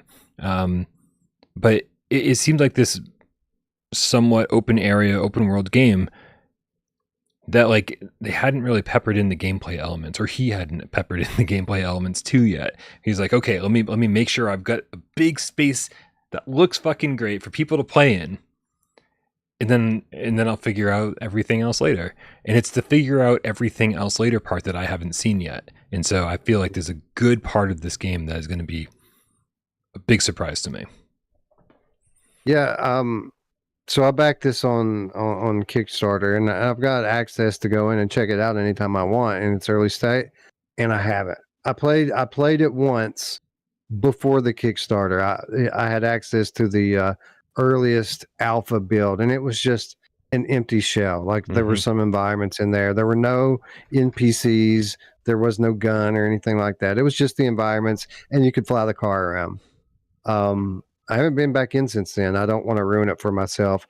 I know that this is a game that I'm going to want to wait for the final version because it's very much has been a work in progress the whole time. And I don't want to spoil the visuals and the beauty of the game before the gameplay's there. So I've decided to wait on it. And I've almost broken that a couple of times. So when we haven't had much to play, during the slow times, I've almost said, all right, let's go do Lo-Fi. But I always pull myself back. I'm waiting, and it looks like we're not going to have very much longer to wait now. Whenever it's ready. When it's ready. Yeah. So, here's what I'm going to do. I was actually excited to be like, oh, we're doing all the streams early today. This is great. That means my workday is going to end at like 3 p.m. Well, it's 4 p.m. Wes, and we haven't even finished this stream. And what I want to do is just collate all of these trailers that we saw, put it all together into some kind of digestible, under 10-minute format, and get that up on the channel. And so that's going to take a while. So I think we should end the stream so I can get to work on that, and hopefully I can get some research done in the meantime too, like with Numata, and contact those developers, see what I can find out. And so for some of these other questions, like with Metropolis, like I said, I thought it was coming to PSVR2, but no mention of it during today's show. So hopefully I can do a little bit of digging for some of the more questionable titles, and see if any developers kind of want to spill the beans. But that's all going to take some time. So I don't expect that video to be out tonight, or I mean, not when it's not, ready. When it's ready, 2023. When it's ready, 2023. Yeah, I would actually don't be surprised if it's not out till tomorrow morning. My apologies for the delay, but dude, I'm tired. I was supposed to be up at 5 a.m. I was supposed to be up at 5 a.m. to finish my Pixel Rip review, and I hit snooze until 7. Like, lazy, Wes. No one should let me do the thing I do. Oh, I think you're doing good to be up at 7. I was up at 5 playing Pixel Ripped, actually. Or actually, I think at that point I was waiting. Yeah, I was waiting on my controllers to charge at that point. But nice. Yeah. I would have dropped you a line if I knew. But dude, just we can't finish off a GAMESCAST without a proper game of 20 questions. Oh, I'd forgotten about 20 questions. You're right. That's right. It's your turn, is it not? It's my turn to wait for 100 viewers to leave because it's like their least favorite part of the show. I'll wait. You guys go. Yeah, I picked out a game, and so I am. I just want to make sure I have it up here on the screen so that I can reference it if necessary. There we go. So, guys, if you don't know how to play 20 questions, this is how it goes. One of us picks a game, PSVR1 or PSVR2, or maybe both, and the other one has 20 questions and only 6 minutes with the help of you guys to figure out what game that is. I'm going to put the clock up on the counter right now. Please help Wes as much as you possibly can in the chat. Suggest good questions. Suggest good games. Don't lead him astray. Lead him astray. Are you ready, Wes? I am ready, Brian. On your mark. Get Dez. By the way, I talked to Dez earlier today. He says, hi, everybody. Go. Hi, Dez. Come to the GameCat meetup 2020. Don't worry. I've got that covered. I'm going to make sure that everybody shows up. Yeah. Nice. Okay. Did we mention this game today, Brian? I don't believe we mentioned this game during the last 3 hours. Okay, cool. Is this game, has it been announced or released on PlayStation VR2? Yes. I see. Well, has it released on PlayStation VR2? Yes. Aha. All right. So that narrows it down quite a bit. I'm going to go out on a limb here and ask, is this a horror game, Brian? No. Well, that narrows it down a lot. Right. I can't do horror games with you because you'll just fucking guess them all right off the bat. All right. Is it a good game? Yes. That's 5. Okay. So this is a good PSVR2 game. And I think the rules are that this has to be a PSVR1 game, right? That's still the rule. Like it can't be a PSVR2 exclusive, or have we moved on? No, that's never been a rule. Okay. Yeah. All right. Yeah. I thought it was a rule that it had to be something that was PSVR. All right. Well, let me ask then, is this game on PSVR? It is not. So it's a PSVR2 exclusive, a good PSVR2 exclusive. Is it first party? No. Okay. It's not a horror game. It's not first party. It is an exclusive. Man, we should be able to nail this. But I can't look at the website. All right. So what kind of exclusives do we have? Is it exclusive to PSVR2, or is it on any other VR platforms? I'm glad you asked that because I was worried you're going down the wrong path. It is not exclusive to PSVR2. It is available on other platforms. Okay. So not on PSVR1, but is on other platforms. Okay. And we didn't mention it today. so it can't be Galaxy's Edge because we talked about my background. That's a good point. Yeah, I better change it. Just kidding. Let's see. Did this game come out last month? No. No, so it's not Red Matter 2. We talked about Cosmonia's High today, so it can't be that. I like the concept of just knocking out months. Did it come out this month? Did it come out last month? How about the month before? Yeah, I could do that. We're still early on. If I was that familiar with the catalog, I would probably go that route. Did I ask you if it's good? You did, and I said yes. Yeah, so it's not Hello Neighbor. Is it a multiplayer game? It is. That's 10 questions, and you're down to half the amount of time. Is it developed by Resolution Games? It is. I think that narrows it down a lot. Is it Demio, Brian? 12 questions. It is Demio. Came out on February 22nd, along with, along with 45 other PSVR2 launch games. Demio is definitely one of my favorite multiplayer games to play. Good stuff, man. Good stuff. It's a good game. I don't know who the first person who said it in the chat was. The first person I saw was Gummy Tarzan not that long ago. I don't know if you saw anybody suggested earlier than that. Oh, no, Looper, I think, suggested it earlier. Yep. I was thinking about Demio a lot last night as I was playing another game. Were you now? I was. What a tease you are, Wes. What a tease. Guys, if you don't already subscribe to Wes over at Virtual Strangers, make sure you go share the VR love and go say hi to everybody over there. Click the link in the description below. Check out Virtual Strangers. And if you like what you see, subscribe. Subscribe even if you don't like what you see. Those guys over there talk about all VR games, not just PlayStation VR or PSVR2, but as always, it is better when they do. Thank you to everybody who helps the channel run. We love you oh so very much. All my moderators are killing it. We're trying to figure out the GameCap Meetup 2024 right now. There's lots of stuff going on with that behind the scenes. Obviously, Jay Meow, who uploads this on podcast services of your choice. I hope he's been doing it because I know that kind of slacked off for a minute there. Also, Sci-Fi Game Cat Henry, who gets timestamps into this show after the fact. Everybody supports the channel financially over here by being a member and over on patreon.com/withoutparolegames. And of course, everybody who tipped during the show today, everybody who hung out, shot the shit with us, everybody who participated during 20 questions, and of course, all the people who sat back and watched the show. Didn't say a goddamn word. We know you're out there, and we love you just as much. Hey, Wes. Brian. Happy West Day. Happy West Day, sir. Thank you. Let's go. West Day, Brian, and cue the cat. No, I'm sorry. Go.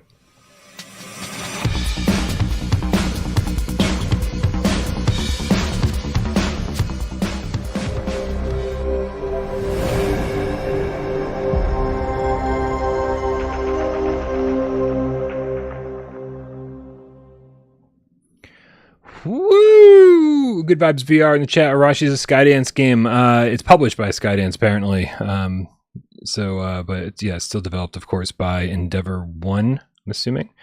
Yeah, I'd be curious. I'd be curious to ask what the nature of their relationship is. If it is just purely a publisher developer standpoint, or if they had a hand in kind of porting, much like they had a hand in porting Iron Man VR over into Quest, you know. Touche. Yeah, it would be weird if Skydance helped Endeavor 1 port over to PSVR 2 because Skydance had, I believe, White Moon Dreams port Saints and Sinners over to PSVR 2. So why aren't we all just doing our own shit, Wes? Why aren't we all just doing our own shit? I don't know. I love the spirit of collaboration in the second gen of consumer VR. Me too, man. As long as we end up with good shit because of it, I'm in full support of all of it. It's been a long day, Wes. Let's get out of here. I'm sure you got a ton of stuff to do over there for yourself and for Virtual Strangers. It's going to take me an hour just to scroll through my emails and messages. It's tough being popular, isn't it, Wes? I wouldn't know, but I'm assuming you're very popular these days. Yeah, well, apparently to some I am and to some I'm not. Arvery, talking to you. Whoa. I'm sorry. Okay. I'm over it. Did they at least send you an Atari 2600 cartridge? Well, this is what they did, Brian. They asked me for my address because they wanted to send me something. Yeah. I'm still waiting. Nothing in the mailbox yet. Yeah. Interestingly, they asked me my address, and they still sent it to my PO box. So I was like, I saw everyone else getting one, and I was like, wait a minute, am I not getting one? Not that I get all worked up about this shit, because I've got too much stuff from developers and publishers already. But yeah, I stopped by the PO box yesterday, and I was like, oh, there it is. That's nice. Why did they ask me for my address?